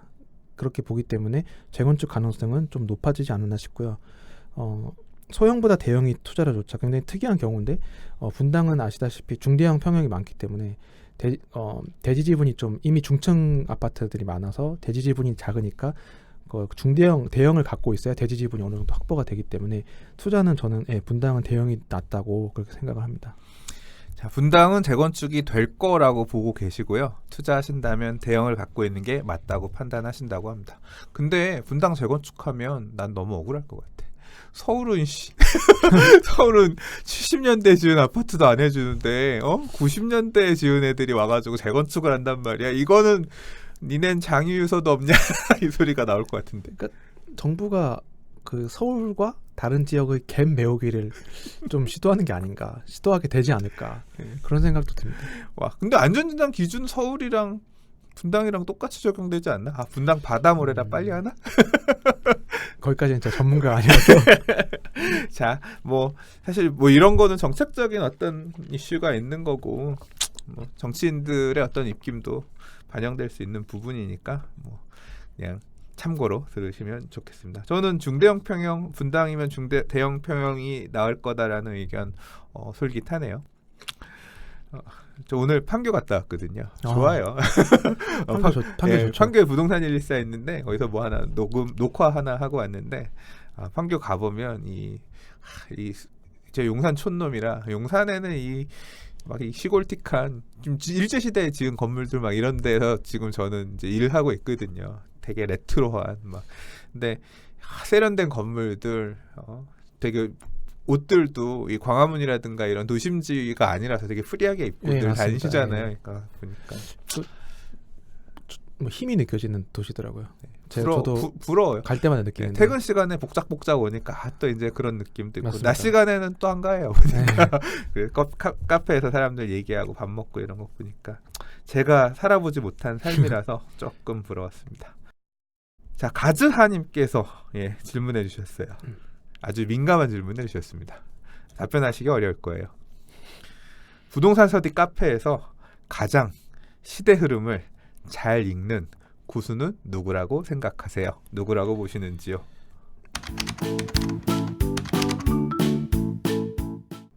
이 질문이 사실 제일 고민을 했던 질문이거든요. 근데 뭐 제가 감히 뭐 누구를 논하는 건 좀 어불성설이긴 하지만 굳이 질문에 답변을 드리고 제 생각했던 부분을 말씀드리면 굉장히 많은 분을 떠올렸는데 딱 특히 생각이 난 분이 하나 있었는데 사실은 우성님이었어요. 왜냐하면 우성님이 제 기억으로는 작년 초에 로켓 맨날 올렸죠. 로켓 올리는 글을 계속 올리시면서 많은 분들이 이목을 끌었는데 저는 진짜 관종인 줄 알았어요. 예, 저도 처음엔 사실은 좀 이게 너무 과하신 게 아닌가. 이 사람 어그로 짱이다. 사실 그런 식으로 보다가 이게 아니구나라는 걸 이제. 근데 사실 2018년 급등을 예상한 분은 제 기억엔 많지 않았거든요. 저도 2018년은 상승한다고 예측을 했지 급등한다고 예측을 못했는데 로켓을 그릴 정도면 말 다 했지 뭐. 네, 실제로 4월에 이제 중과세가 이제 양도세 중과세가 되면서 이제 매물이 줄어들면서 급등할 것이다라고 말씀하셨는데 그 부분이 저는 긴가민가 했었는데 실제로 작년 7, 8월인가요? 급등으로 실제로 나타났고 그러한 급등을 예측을 거의 유일하게 하셨던 분이 아닌가 싶어서 굳이 꼽자면 우성님이 좀 그 흐름을 잘 읽는 분이 아닌가. 다만 요즘 아쉬운 것은 요즘은 부동산에 관련된 글보단 좀 더 인문학적인 글을 많이 쓰시는데 부동산 얘기도 좀 해주셨으면 하는 저도 배우는 입장에서 좀 그러셨으면 하는 소박한 바람이 있습니다. 제가 우성님한테 메일 보내봤던 것 같아요. 답변 없었어요. 댓글을 달았나? 부동산 TV 한번 나와주시면 안 돼요? 예. 근데 은둔하시는. 근데 이제 이분이 본인 정체 밝힌 거 아니에요? 그 책 쓰신 분, 예. 부의 본능인가요? 예, 부의분동 책 쓰신 예, 브라운스톤. 예, 예. 제가 기억하기로는 밝히신 것 같은. 네, 그렇게 밝히셨던 걸로 알아서 예. 이제 털릴 만큼 털렸다. 한번 나와주세요. 예. 다른 분은 뭐 생각나는 분 없으세요? 다른 훌륭한 분도 매우 많으신데 저는 네. 다만 이 가즈아님의 질문이 네. 시대 흐름을 잘 읽는 고수가 누구냐고 했을 때 2018년 폭등을 거의 유일하게 맞추신 분이 아닌가 싶어서 우성님을 꼽아봤었고요. 그러면 제가 또 물어볼게요. 부러운 사람. 부러운 사람이요? 한 분 계세요. 그 방배동 30년님이 좀 부러운데 왜냐하면 본업도 굉장히 충실히 하시면서 어떻게 보면 글을 올리면서 공격도 어느 정도 받으신 걸로 기억해요. 예, 근데 스트레스 많이 받으셨을 거예요. 네, 많이 그래서 갑자기 글도 다 지우시고 그러시기도 했는데 그래서 인품이 느껴진다고 할까요? 차분하고 그렇게 저보다 많이 높은 곳에 계시는 그 차분함이나 인품 같은 그리고 그 지식 같은 부분 그런 부분이 좀 많이 전 부러웠습니다. 가장 흐름을 잘 읽는 분으로는 우성님을 꼽았고요. 가장 부러운 사람은 방배동 30년님을 꼽으셨습니다. 다음은 훈님께서 질문해 주신 내용입니다. 이분은 1주택자시래요. 서울의 1주택자인데 현금은 6억 정도 있는데 뭐 금액은 중요하지 않고 1주택자 갈아타기를 하고 싶다고 하십니다. 근데 이제 이 고민은 조금 할 것 같아요. 등하급지의 뉴타운 신축과 상위급지의 구축 중에서 어디가 나은 선택일까요? 이렇게 질문을 해주셨는데 뭐 예를 들자면 이런 거겠죠. 마포의 신축 갈 거냐 아니면 송파의 구축을 갈 거냐. 뭐 비교하자라고 하면 뭐 신길 뉴타운의 신축을 갈 거냐 아니면 동작구에 구축하면 기분 나쁠래나? 마포구에 구축이 아니고 마포구에 준시축을 할 거. 뭐 이런 식으로 비교할 수 있을 거잖아요. 이 특정 지역은 좀 조심스럽고 그 뉴타운 신축과 상위 급지 구축 결국은 그 뉴타운과 상위 급지 급 차이가 얼마나 날지는 좀 확인을 해봐야겠지만 그냥 단순하게 봤을 때는 저는 아무리 부동산이 입지라고 하지만 그 평생 살 게 아니라면 뉴타운 신축을 고려 대상에 넣어야 된다고 생각하거든요. 왜냐하면 아까 말씀드린 것처럼 5년 이후에는 그 서울의 신축 아파트 5년 차까지 신축 아파트가 전체 아파트의 1%밖에 차지를 안 하게 되는 그러니까 지금은 6%라 그래요. 5년 차까지 신축이. 근데 2024년에는 1%가 돼버리거든요. 그 말은 신축이 정말 귀해지기 때문에 신축 트렌드가 강화된다고 봤을 때 또 신축 희소성을 감안했을 때는 신축이 웬만한 입지 구축은 추월할 가능성이 높아 보인다라고 생각을 하고요. 다만 그 상위 급지라는 게 정말 굉장히 좋은 입지 구축이라면 그건 다시 생각해 봐야 될 문제지만 급 차이가 뭐 어마어마하게 차이가 나지 않는다면 신축이 좀 고려 대상에 되어야 되지 않을까 그렇게 생각을 합니다. 제가 아까 사례로 말씀드렸잖아요. 구축 끌어안고 그냥 저는 거주하는 집이었는데 약간 인근 동네에 얘네가 이 가격이란 말이야. 제가 좀 약간 이 용산구니까 네, 상위급지 구축인데 소외감 많이 느끼고 있습니다. 네, 참고하시기 바랍니다. 나낭비님께서 해주신 질문이에요. 뭐 아까 분당 같은 경우 별도로 얘기를 해주셨지만 해주신 질문 중에서 이 부분이 저는 좀 마음에 와닿았습니다. 과천 지금 다시 태어나고 있죠. 네. 네. 그리고 판교 지금 어떻게 보면 천당 아래 분당 소리 듣던 시절에 어떤 그 연차 정도잖아요. 판교도 지금 되게 힘을 막 뿜어내고 있는 그런 시절인데 이런 지역에 지금 들어갈 수도 있잖아요. 네. 그러니까 서울은 아니에요. 네. 근데 고용도 있고 좋은 입지, 강남 접근성도 좋고 이런 말 그대로 살기 좋은 그런 지금 신도시라고 할 수 있는데 이런 지역도 낡을 거 아니에요.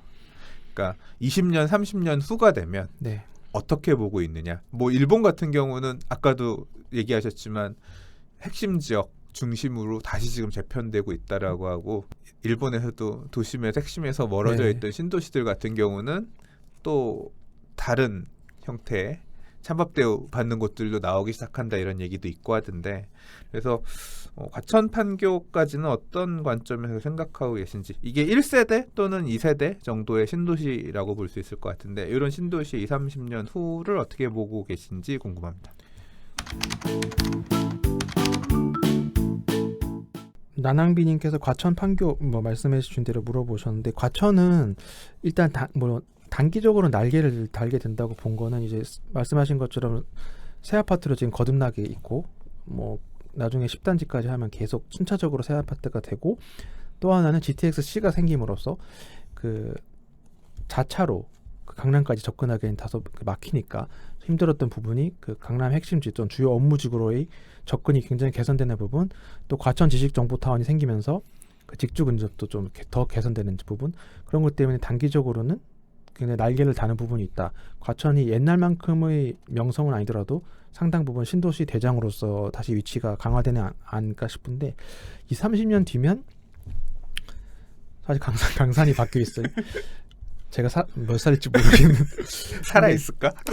살고 싶네요. 살고 싶네요 진짜. 근데 그 20-30년 후면 다시 구축이 되는 거거든요. 그렇죠. 그럼 아무래도 그때도 다시 뭐 새 아파트 또는 핵심지가 더 인기가 있을 것이기 때문에 서서히 자리를 다시 내주는 위치가 되지 않을까 싶고요. 다만 그 판교 같은 경우는 좀 관점을 달리하는 게 판교는 일단 자체 업무지구도 있지만 제가 놀랬던 게 판교에 의외로 용적률이 낮은 단지들이 굉장히 많더라고요.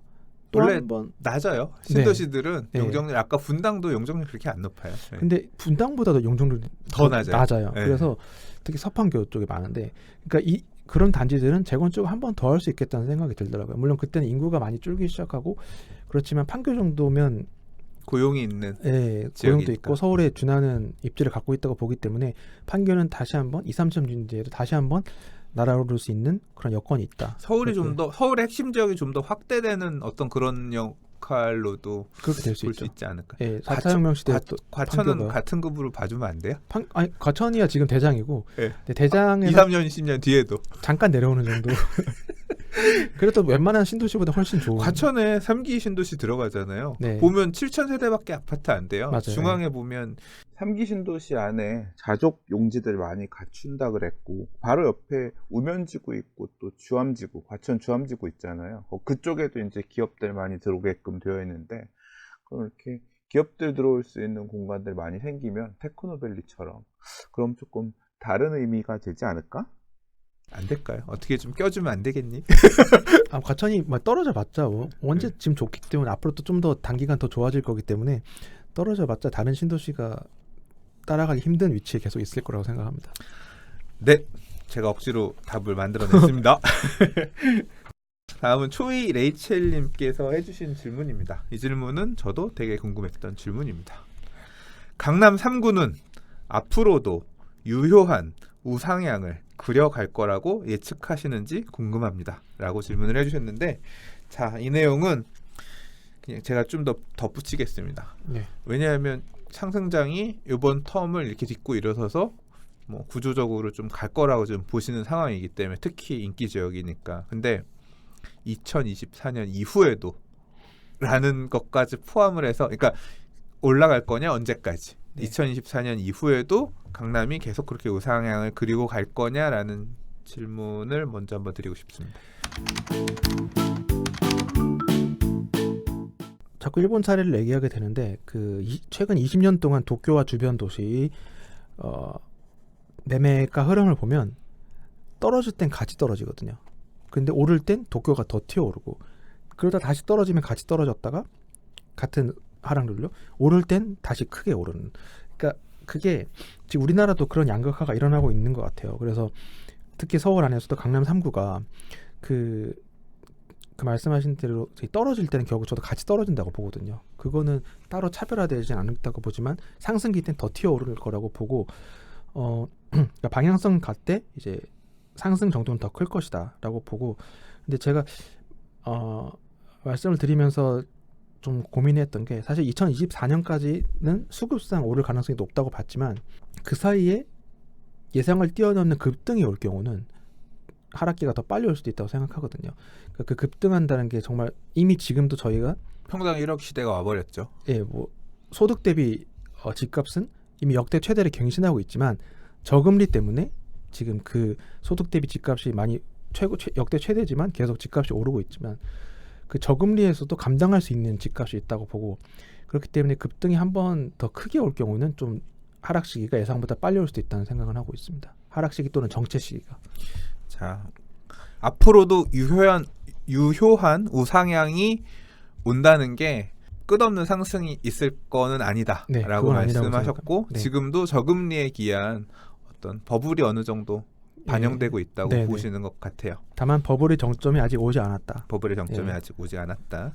2024년이 좀 더 앞당겨질 수도 있다. 버블이 가속화되면. 버블이 더 커지면. 가속화되면. 강남은 뭐 그 중심에 있을 거고 앞서 해주신 얘기는 스프링처럼 너 먼저 끌어올라가면서 양극화를 부추기는 주범이다. 네.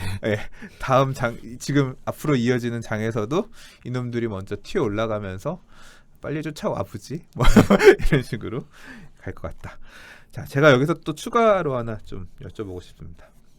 제가 예전에 심기원 교수님, 건국대학교 심기원 교수님한테 강남 용산 물어봤을 때 자기는 용산이 좋을 것 같다 이런 말씀을 하셨어요. 네. 부동산 전문가분들 중에서 용산, 강남 미래에 투자한다면 어디 투자할 거냐, 어디가 더 좋을 거냐, 그 질문하면 용산이 좋을 거다라는 얘기들을 하시는 전문가분들도 계십니다. 삼선생님은 어떻게 생각하세요? 결국은 용산이 서울의 중심에 있고 또 뭐 호재도 뭐 미군 기지가 반납되면서 공원이 크게 민족공원인가요? 그게 생기고 그런 굵직굵직한 호재들이 있지만 결국은 표류되었던 국제 업무지구가 생겨야 된다고 생각하거든요. 그것이 이제 용산을 진정한 그 소위 말 로켓을 쏠 수 있는 트리거가 가자. 국제 업무지구로 개발이라고 보는데 그게 사실 박원순 시장이 약간 군부를 떼려고 했다가 이제 국토부의 일격을 받고 다시 보류하는. 그러니까 결국 언제 될지 모른다는 게 좀 단점 같거든요. 그러니까 그렇기 때문에 저는 그게 결국은 구체적인 청사진이 나온 뒤에 들어가도 괜찮다고 생각하고 그게 나오기 전까지는 강남 대비해서는 아직 좀 아쉽지 않나 그런 생각이 듭니다. 나오면 어떨까요? 나오면은 괜찮을 것 같아요. 괜찮죠. 네. 당연히 괜찮다고 볼 수밖에 없을 것 같아요. 위치가 워낙 좋기 때문에. 네. 용산은 아직 마스터 플랜이 나오지 않은 관계로 판단을 보류하시겠다라고 합니다. 자, 다음은 DFGHSDEEW24님께서 질문해 주신 내용입니다. 굉장히 질문을 길게 해주셨는데 정리하면부터 말씀해 주신 부분을 읽어볼게요. 정리하면 현 상승이 대세 상승기인지 조정된다면 가능한 시나리오가 어떤 게 있는지 궁금합니다. 라고 하셨는데요. 그러니까 지금이 대세 상승기냐 아니면 조정기냐 이 판단이 조금 어렵다. 만약에 조정기라고 하면 지금 사실 그렇지 않아요. 우리나라는 이상하게 우리나라 주택시장 같은 경우는 특히나 이 환원 수익 그러니까 네. 매매가 대비 임대 수익률이 굉장히 박한 편이잖아요. 그 임대료가 말이 돼라고 생각할 정도로 특히 강남의 아파트 같은 경우는 수익률이 안 나오는 편인데 자 지금이 만약에 지금이 조정기가 아닐 수도 있고 조정기가 올 수도 있는데 그러면 뭐 그런 경우가 오면 어떻게 대응을 하면 좋겠냐. 떨어지면 집값은 이렇게 비싼데 월세는 안 나오고 뭐 어떻게 대응할 만한 방법이 있을까요? 이런 것까지 포함해서 질문해 주셨습니다.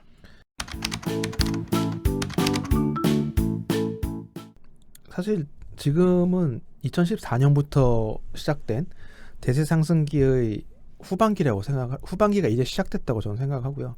그것이 18년까지 오르다가 19년에 일단락을 하고 후반기에 이제 접어들었다 생각을 하고 있고요. 그런 측면은 사실은 과거에도 그 계속 한 5년 정도 올랐다가 떨어질 때쯤 잠시 조정을 겪고 있는데 다시 신도시에 대한 아까 말씀드린 토지 부담금도 풀리고 그렇게 되면서 다시 오르기 시작한 약간 동력을 제공받았다고 해야 되나? 그런 측면인데 지금 상황이 좀 비슷하다고 보고요. 그래서 대세 상승기의 후반기가 시작됐다라고 저는 생각하고 조정된다면 가능한 시나리오는 아까도 자주 말씀드린 글로벌 경기 침체가 생각보다 빠른 조정을 초래할 수도 있지 않나 그렇게 생각을 합니다. 그리고 그 월세를 집값 대비해서 월세를 못 받는 우리나라 상황 그런 걸 가능케 한 게 결국은 전세라고 생각을 하거든요. 전세라는 제도 때문에 우리나라가 집값이 갭 투자라는 특이한 형태의 투자가 생기면서 다른 나라에 없는 형태가 생기면서 그런 것들이 집값을 지탱해주고 있기 때문에 수익률 관점에서는 떨어질지 모르지만 사실 갭 투자 관점에서 보면 예를 들면 5천 넣고 5억씩 먹은 사람 많죠. 예, 그런 관점에서 보면 수익률이 또 낮은 것도 아니거든요. 그런 관점으로 접근하면 부동산도 이렇게 투자 상품으로서 가치가 떨어지는 일은 아니지 않나 그렇게 생각합니다. 대응은 어떻게 하면 좋을까요? 대응이요? 예. 사실 이제 갭 투자의 매력도 조금씩 떨어질 것 같아요. 지금 결국은- 이미 지금 갭 투자라고 할 수 있는 수준이 아니죠. 서울도 네. 그렇고 수도권의 인기 지역들도 이미 너무 벌어져 있는 것 같아요. 그래서 그게 결국은 지금 전세가는 저는 물론 전월세 뭐 갱신 청구권이나 상한제가 시행 일단 안 된다는 전제하에 말씀을 드리면 당분간 안정이 되지 않을까. 2021년에 오를 가능성이 높지만 22, 23년에는 입주 물량이 또 좀 되거든요. 그러니까 21년에 한 번 크게 오를 것 같긴 하지만 그 외 기간에는 좀 안정적일 거라고 보고 매매가는 상대적으로 좀 오를 가능성이 높다고 봤을 때는 더 매매가와 전세가의 갭은 벌어질 것이다. 그 벌어지는 갭이 결국은 수익률이 저하를 의미한다고 생각해요. 갭 투자의 수익률을 저하. 그렇기 때문에 그런 갭 투자 수요도 줄어들게 되면서 그 갭이 절정이 됐을 때는 이제 집값이 떨어지기 시작한다. 여러 가지 요소들이 합쳐져서 그렇게 보고 있습니다. 디터스 부동산님께서 질문을 해주신 내용입니다. 질문이 좀 많아요.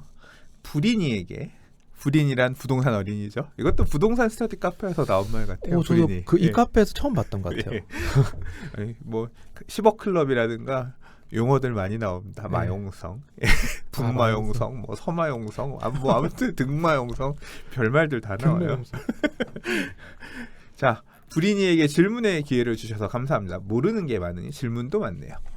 네, 좀 질문들 중에서 의미 있는 것 같은 질문들이 있어서 다른 분들도 궁금해하실 만한 질문일 것 같아서 좀 꼽아봤습니다.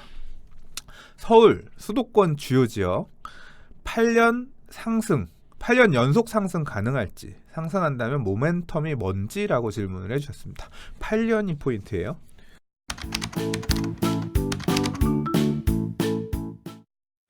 팔 8년이라면 언제를 기점으로 하셨는지 제가 여기서 이 댓글로 볼 수가 없는데 뭐 2014년부터 그러니까 연간 기준으로 2014년부터 오르기 시작했다가 본다면 8년 연속이면 연차 기준으로 2021년까지거든요. 그때까지 상승이 가능할지 저는 이제 2021년이 특히 상승 압력이 강한 해가 될 거라고 보기 때문에 가능할 수 있다고 보고요. 근데 지금 그 이유는 말씀드린 그 10년차 부부로 대표되는 수요가 21년에 가장 강한 상승을 보이고요. 2020년, 21년에 상승을 보이고 또 아까 말씀드린 것처럼 매물이 부족한 상태. 그 주택 임대 사업자 등록을 2018년에 굉장히 많이 했거든요. 그거가 매물로 풀릴 수 있는 시기가 2026년이라고 8년 후 2026년이라고 봤을 때 매물은 계속 부족할 것이다. 또 지금 정부 계획대로 된다면 내년 또는 내후년에 토지 보상금이 40조가 넘게 풀리게 된다. 유동성이 강화된다. 즉 수요는 늘고 매물은 줄어들고 유동성은 강화된다면 상승 압력이 굉장히 강하게 되지 않을까 그렇게 생각을 합니다. 그런 것들이 모멘텀이 될 거라고 생각하고요. 자, 상승 모멘텀 내용들 짚어주셨어요. 자, 그 다음에 두 번째 질문입니다. 상위 10% 그들만의 리그라고 볼 때 향후 갭 메우기, 키 맞추기 등의 여력이 있을지라고 질문을 해주셨는데 일단 지금 뭐 상승장에서 많이 가격을 끌어올린 애들 아까 뭐 강남도 포함해서 이런 지역들이 많이 올라가는 건 맞는데 갭 메우기가 서울의 주요 지역에서 인기 신축 아파트들은 갭 메우기들을 차곡차곡 사실 나타나고 있어요. 네. 예, 강남이 오르면 송파가 쫓아가고 송파가 오르면 마포가 쫓아가고 성동이 이런 모습들이 계속 바로 연이어서 보이긴 하는데 이 여력이 어디까지 미칠까? 결국은 갭 메우기는 옛날부터 계속 있었던 것 같아요. 강남이 먼저 치고 올라가고 그 다음에 강북이 따라가고 근데 내릴 때도 강남이 먼저 내려가고 그 다음에 강북이 내려가고 그 계속 키 맞추기 또는 갭 메우기 있었다고 생각하는데 상위 10% 그들만의 리그 그 통계청에서 매 분기마다 5분위 또는 10분위로 나눠서 소득을 증가율을 보여주는데 상위 10% 또는 상위 20%의 소득 증가율이 계속 나머지 분위의 소득 증가율을 압도하고 있는 상황이 발생하고 있고 소득의 양극화가 네. 극심해지고 있다는 얘기네요. 네, 특히 안타깝게도 최근 들어 더 그게 강화되고 있고 아무래도 최저임금을 계속 급하게 올리면서 고용의 직격탄을 좀 소득 하위 분위에 있는 분들이 받으면서 더 격차가 벌어지고 상대적으로 직장을 잃는다. 예, 뭐 그래서 그런 식으로 총수익 자체가 줄어드는 그래요. 그 하위 20% 분들의 소득은 오히려 역성장을 하고 있는 그런 안타까운 상황이 나오고 있는데 반면 상위 10% 또는 상위 20%의 소득은 계속 다른 분위보다 소득이 증가율이 높거든요. 결국은 그들만의 리그가 좀 더 공고해진다. 앞으로도 올바른 사회 현상 아니지만 데이터로 봤을 때는 그러한 현상이 더 강화될 것이다 라고 보기 때문에 갭 메우기 키 맞추기는 계속 일어나지만 1급지와 2급지의 차이는 조금씩 벌어진다. 아까 말씀드린 양극화는 심화된다. 네, 도쿄도 떨어지는 같이 떨어지지만 오를 땐 더 오른 것처럼 그러한 현상이 서울에서도 발생하지 않을까 그렇게 생각이 적어도 듭니다. 10여 년 전처럼 갭 메우기가 수도권 많은 지역까지 가기는 어려울 것 같다. 또는 왜냐하면- 서울 안에서도 제한적으로 갭 메우기가 될 것 같다. 뭐 이런 식으로도 해서 네네, 좀 예전만큼 보다는 좀 제한적인 갭 메우기가 일어나지 않을까. 핵심 지역으로 좀 더 집중하고 내가 영혼까지 끌어모아서 내가 베팅할 수 있는 최대 핵심 지역으로 가야 된다. 뭐 이런 얘기를 들리네요. 중장기로 봤을 때는 아무래도 알겠습니다. 자, 이번에는 이 질문도 되게 흥미롭습니다. 자, 하락론자 표현하면 좀 이게 폄하하는 것 같아서 죄송한데 이제 하락을 주장하시는 분들 계시잖아요. 이런 분들이 내세우는 하락의 근거들 여러 가지 있습니다. 이 근거들에 대한 삼토시님의 의견을 물어보셨는데요. 인위적 시세 상승, 부채 증가, 국제 경제 리스크, 경제 체력 생산성, 경기 침체 등등. 그러니까 뭐 투기의 집값 오른 거 아니냐. 지금 경기 안 좋은데 집값 이거 오르는 거 이거 다 거품 아니냐. 우리나라 경쟁력 잃고 있는데 이거 거품 아니냐. 뭐 이런 질문에 대해서 어떻게 생각하는지도 물어보셨고 또 이런 얘기들도 많이 하잖아요. 2008년에 금융위기 온 거 몰라? 경제 사이클상 지금 2018년, 19년이니까 위기가 올 때가 됐고 위기가 올 거다. 뭐 지금 당장 그런 모양새가 보이지 않느냐. 집값 이제 하락 국면 진입했기 때문에 지금 떨어질 수밖에 없다. 이제 이런 의견을 제시하시는 분들이 계십니다. 자, 이 의견에 대해서 의견을 좀 달라고 하셨어요. 사실 뭐 인위적 시세 상승 부분에 대해서는 좀 동의하기가 힘들고요. 그 부동산 시장 자체가 인위적인 일부의 담합만으로 이렇게 전체의 상승을 이끌기에는 너무 시장이 크다라고 생각을 하고요. 그런 부분은 동의할 수 없고 부채 증가도 사실은 뭐 대출의 힘이 크게 작용하는 건 맞지만 혹자는 이제 전세자금 대출을 이제 잡으면 규제를 하면 이제 집값도 잡힐 것이다라는 분도 있지만 전세자금 대출이라는 부분은 그것도 정치인이 쉽게 택할 수 없는 부분이라고 생각하거든요. 그거는 어떻게 보면 세입자를 또 적으로 돌릴 수 있는 부분이기 때문에 그러한 전세자금 대출로 인한 부채 증가도 계속 용인이 될 거라고 보여집니다. 다만 국제 경제 리스크는 당연히 있다고 보여지고요. 그게 실제로 발현이 될지 안 될지 모르기 때문에 그렇지만 그게 실제로 발현이 되면 당연히 부동산에 안 좋은 영향을 미치겠죠. 근데 그거를 이제 이 주장하시는 분들 말대로 실제로 나타날지가 그걸 몰라서 그렇지. 그리고 경제 체력 부분은 아까 말씀드린 대로 경제 체력이 갈수록 낮아지고 있는 건 맞지만 그거는 우리나라가 나름 선진국이 되면서 발생한 일이라고 생각하거든요. 경제 성장률이 우리나라가 뭐 개발도상국이었을 때만큼 계속 될 수는 없고 선진국도 사실 미국 빼고는 다른 나라도 경제 성장률이 계속 낮아지고 있거든요. 그러니까 그 경제 성장률이 낮아짐에 따른 경제 체력 저하는 크게 우려할 만한 게 아니다. 특히 아파트의 주요 매수 세력이라고 볼 수 있는 상위 소득자들의 소득은 계속 늘고 있다. 그렇기 때문에 전체 평균이 증가율이 낮아지고 있지만 양극화는 심화되기 때문에 안타깝게도 그 소득이 아직 낮은 분들은 아파트의 매수 세력으로 보기가 좀 힘들기 때문에 그 상위 계층들의 소득 증가세를 봤을 때는 체력이 나쁘지 않다라고 생각을 합니다. 경기 침체는 아까 국제 경제 리스크가 맞물리게 되는데 그거는 뭐 발생을 하게 되면 당연히 부동산에는 안 좋은 영향을 미치게 되는 게 맞고요.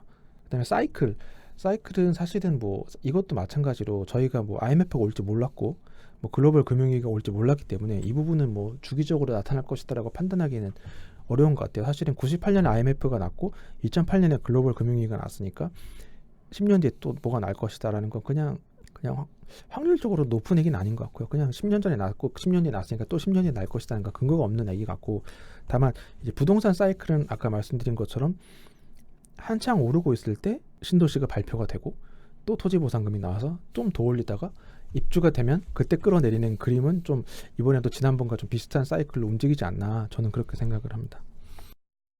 디터스 부동산님께서 부리님께서 재미있는 질문 하나 더 해주셨는데 이것도 저도 한번 여쭤보고 싶었습니다.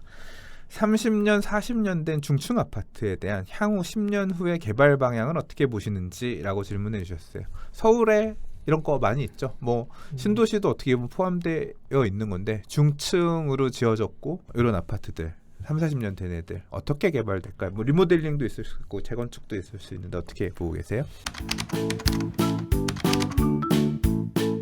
이건 사실 정치적인 얘기가 나올 수밖에 없을 것 같아요. 결국 어떤 성향의 정권 또는 당에서 서울을 잡고 있거나 그게 중요한 것 같은 게 얼마 전에 그 분양가 상한제를 시행을 하면서 소급 적용까지 김현미 국토교통부 장관이 발표할 때 했던 말 중에 하나가 소급 적용을 통해서 조합원들이 잃게 되는 사익보다 전체 공익이 더 크다라는 말씀을 하셨죠.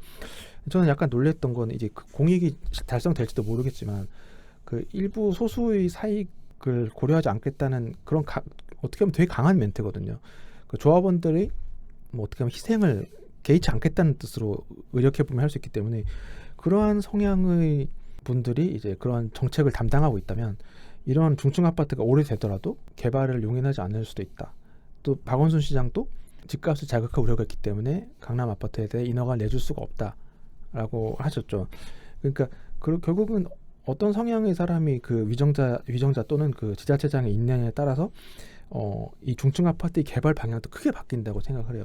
물론 기본적으로 정치인들이 표를 먹고 살기 때문에 이 중층 아파트를 가만히 냅두지 않을 것이라는 생각을 하지만 그러한 성향의 분들이 있는 한 좀 개발이 쉽지 않겠다고 보고 다만 또 한 가지는 3, 40년 된 아파트의 비중이 5년 뒤엔 또 너무 늘어나는 거거든요.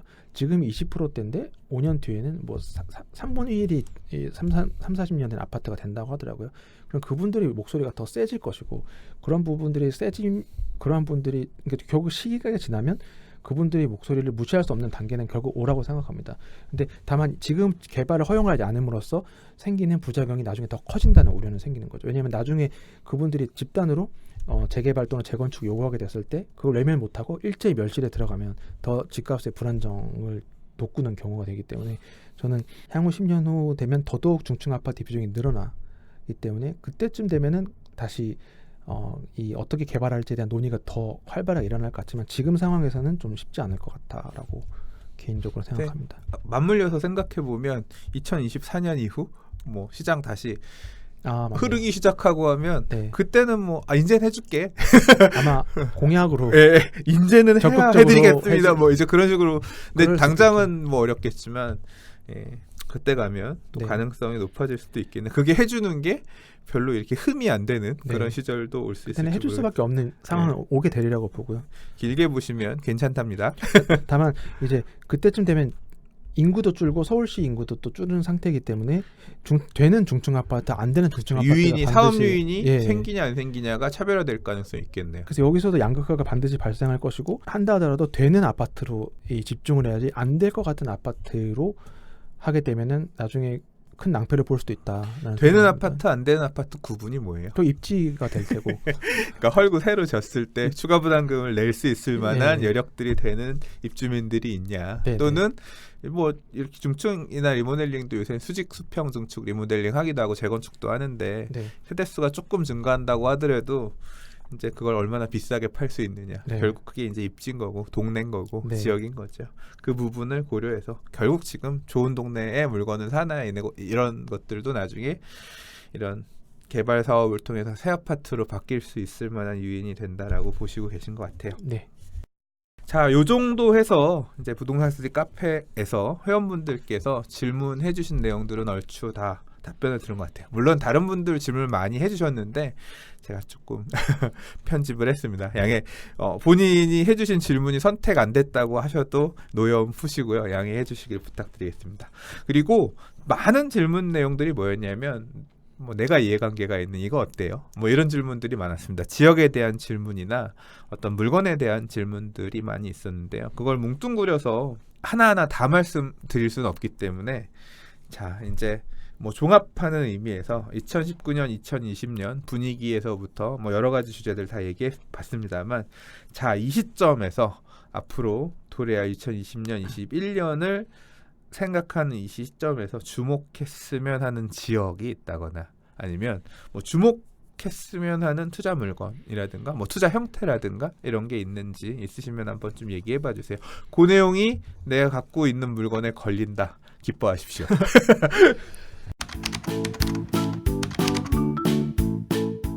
제가 또 새로운 걸 준비를 하면서 그 지역에 대해 나름 공부를 했거든요.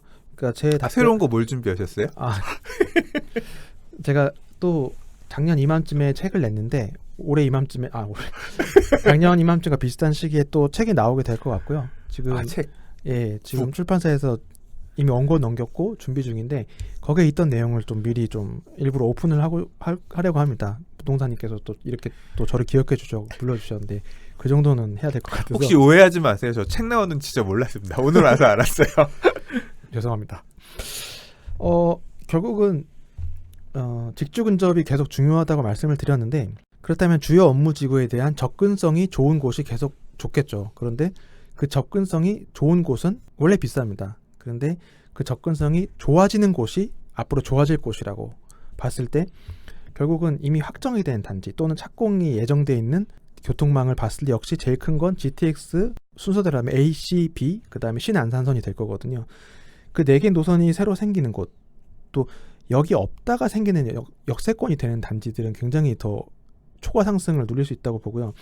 지금 뭐 이미 많이 올랐다고 지적하실 분도 계시겠지만 그 역이라는 건 보면은 신분당선 때도 그렇지만 막상 결정된 다음에도 오르지만 생기고 나서도 오르는 경우가 더 많기 때문에 그런 지역들은 좀 눈여겨 보셔야 될 것 같고 특히 뭐 GTX랑 신안산선이 생기는 것 중에 제가 눈여겨 보는 데가 몇 군데 있는데 많은 분들이 물량 부담으로 걱정하셨던 동탄 역세권도 저는 괜찮다고 본 이유는 굉장히 많은 입주 물량이 몰렸는 대로 동탄 역세권은 버텼거든요. 지금 뭐 우포안이라고 불리는 네네네. 3대장들은 고가 갱신하고 있던데 지금. 네, 그러니까 그 입주 물량을 견뎌냈다는 것 자체가 경쟁력이 굉장히 있다는 것이고 거기는 동탄역에 GTX가 깔림과 동시에 거기에 뭐 롯데백화점도 생기고 뭐 여러 가지 상권이 추가 강화가 되기 때문에 동탄 역세권도 좀 경쟁력이 있다고 보고요. 청량리는 GTX 3개 노선 중에 2개 노선이 만나는 역이 3개가 있습니다. 서울역, 삼성역, 그리고 청량리역. 결국은 그 역들이 노선이 모이는 곳이라는 건 사람들도 몰리게 돼 있고 그렇기 때문에 청량리역 주변도 굉장히 좀 유망하다고 생각을 하고요. GTX-C가 또 가는 역 중에 광운대역이 있는데 거기는 광운대 역세권 개발 계획이 있기 때문에 그런 부분 결국은 돈이 몰리면 집가가 땅값이 올라가게 돼 있고 그 땅값이 올라가는데 집값이 안 오를 수는 없거든요. 광운대 역세권이면 장인뉴타운하고 민미삼 가깝죠. 민미삼은 바로 앞에 있죠. 바로 물리네요. 네네. 그리고 거기 또 도시개발 사업 하면서 네. 현대산업개발에서 아파트도 맞습니다. 분양할 거 아니에요. 네네. 그런 부분 때문에 좀 유망하다고 보여졌던 거고요. 상대적으로 GTX-B는 조금 아쉬운 게 속도도 늦지만 그 3기 신도시 중에 2개가 GTX-B에 걸치거든요. 남양주랑 그다음에 부천. 예. 그러니까 물량 부담이 생기는 노선이라는 거죠. 물량 부담이 생기는 주변은 좀 조심해야 될 필요가 있다고 생각하고. 물량 부담이 생긴다는 의미가 어떤 거예요? 그러니까 그 선택지가 GTX-B에 있는 집을 샀는데 굳이 이 집이 아니더라도 신도시에 맞물려 있는 신도시가 2개면 공급도 2개니까 수요가 분산되고 분산된다. 그런 측면에서는 좀 조심해야 될 부분이 있는 것 같고 신안산선도 전 되게 좋게 보는 게 왜냐하면 서울이 아니었던 지역에 서울에 대한 접근성이 개선되는 곳이잖아요. 아주 철도 교통 여건이 별로 안 좋았죠. 네, 안 좋았죠. 네. 안 좋았던 곳이 좋아지니까 여의도로 바로 물리죠. 그렇기 때문에 좀 되게 소액으로 접근할 수 있는 데가 신안산선 역세권 단지에 되게 많더라고요. 뭐 중앙역이나 성포역, 중앙역은 신축이 있고 성포역은 재건축 재개발 연한이 다다른 좀 값싼 단지들이 많기 때문에 소액으로 접근하고 싶은 분들은 이런 데도 괜찮을 것 같고요. 또 하나는 마지막으로는 서울은 원체 좋기 때문에 서울 외로 계속 말씀을 드리는데 그 다음에는 좀 비싼 단지 중에는 과천이랑 광명을 꼽지 않을 수가 없는 게 과천이랑 광명이 신축으로 탈바꿈을 역세권 주변이 신축으로 탈바꿈 하는데 중요한 건 그 주변에 토지보상금이 또 과천이랑 광명에 풀립니다. 둘 다 각각 1조씩 풀리나 보더라고요. 그 금액이 인근 지역으로 유입될 가능성이 높다고 봤을 때 또 인근 지역이 신축으로 몰리게 된다면 과천이랑 광명의 신축이 좀 GTX-C와 신안산선이 생기면서 각광을 받는 데다가 토지보상금까지 추가로 유입되면 과천 광명이 좀 신축이 더더욱 좀 탄력을 받지 않을까 그런 생각을 하고 있습니다. 이렇게 다 풀면 책은 누가 사봐요? 근데 뭐 큰 큰 흐름만 잡았지 구체적인 책에는 좀 더 세부적인 얘기가 있나요? 예, 이거는 조금만 푼 거고요. 네. 자, 책 언제 나온다고요? 아직 확정 안 됐는데 네. 빠르면 10월 말, 늦으면 11월 정도로 생각하고 있습니다. 자, 삼토시님의 새 책이 10월 말에서 11월 초 정도에 새로 나온다고 합니다. 이 책이 나오면 사실 저한테 추천사 써달라고 하셔서 제가 먼저 읽어볼 것 같아요. 제가 읽어보고 솔직한 생각을 담을게요. 근데 나오게 되면 이 내용 가지고 나중에 한번 또 구체적으로 사실 이 서울에 대한 얘기들은 많이 했지만 수도권에 대한 얘기, 특히 이 교통망 관련해서 얘기는 별로 안 하셨기 때문에 네, 저도 새로운 시도였거든요. 네, 굉장히 재밌는 얘기가 될 것 같아요. 저도 사실 오늘 부동산 114 가서 수도권의 재개발 구역 얘기를 했습니다. 아. 광명뉴타운 얘기도 했고 성남 재개발 얘기도 했고 또 안양 쪽에 이제 평촌 주변의 재개발 구역들 그리고 이제 수원도 잘 몰랐네. 잘 몰랐다기보다는 설마 했지만 뭐 수원 화서역 파크 푸르지오라든가 뭐 힐스테이트 영통이라든가 막 지금 떡상하고 있는 막 이렇게 피가 붙었단 말이야. 좀 약간 다른 흐름들이 나타나고 있거든요. 그래서 수원의 대장 재개발 구역들 이런 거 얘기 잠깐 했는데요. 자, 맞물려서 수도권 얘기도 재밌게 들을 수 있을 것 같습니다. 그러면 그 시간은 다음으로 기약하도록 하고요. 부동산 TV 그때 쫑긋 귀 기울여 주시길 부탁드릴게요.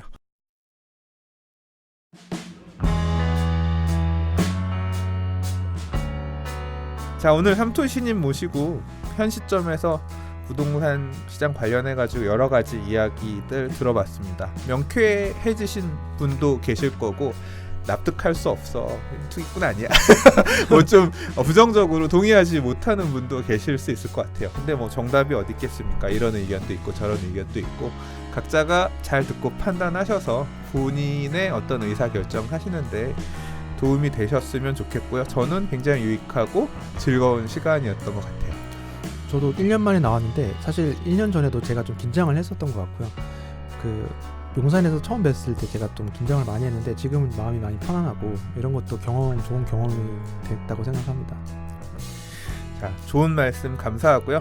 그러면 다음 달 또는 다다음 달 또 다시 한번 뵙도록 하겠습니다. 감사합니다. 감사합니다.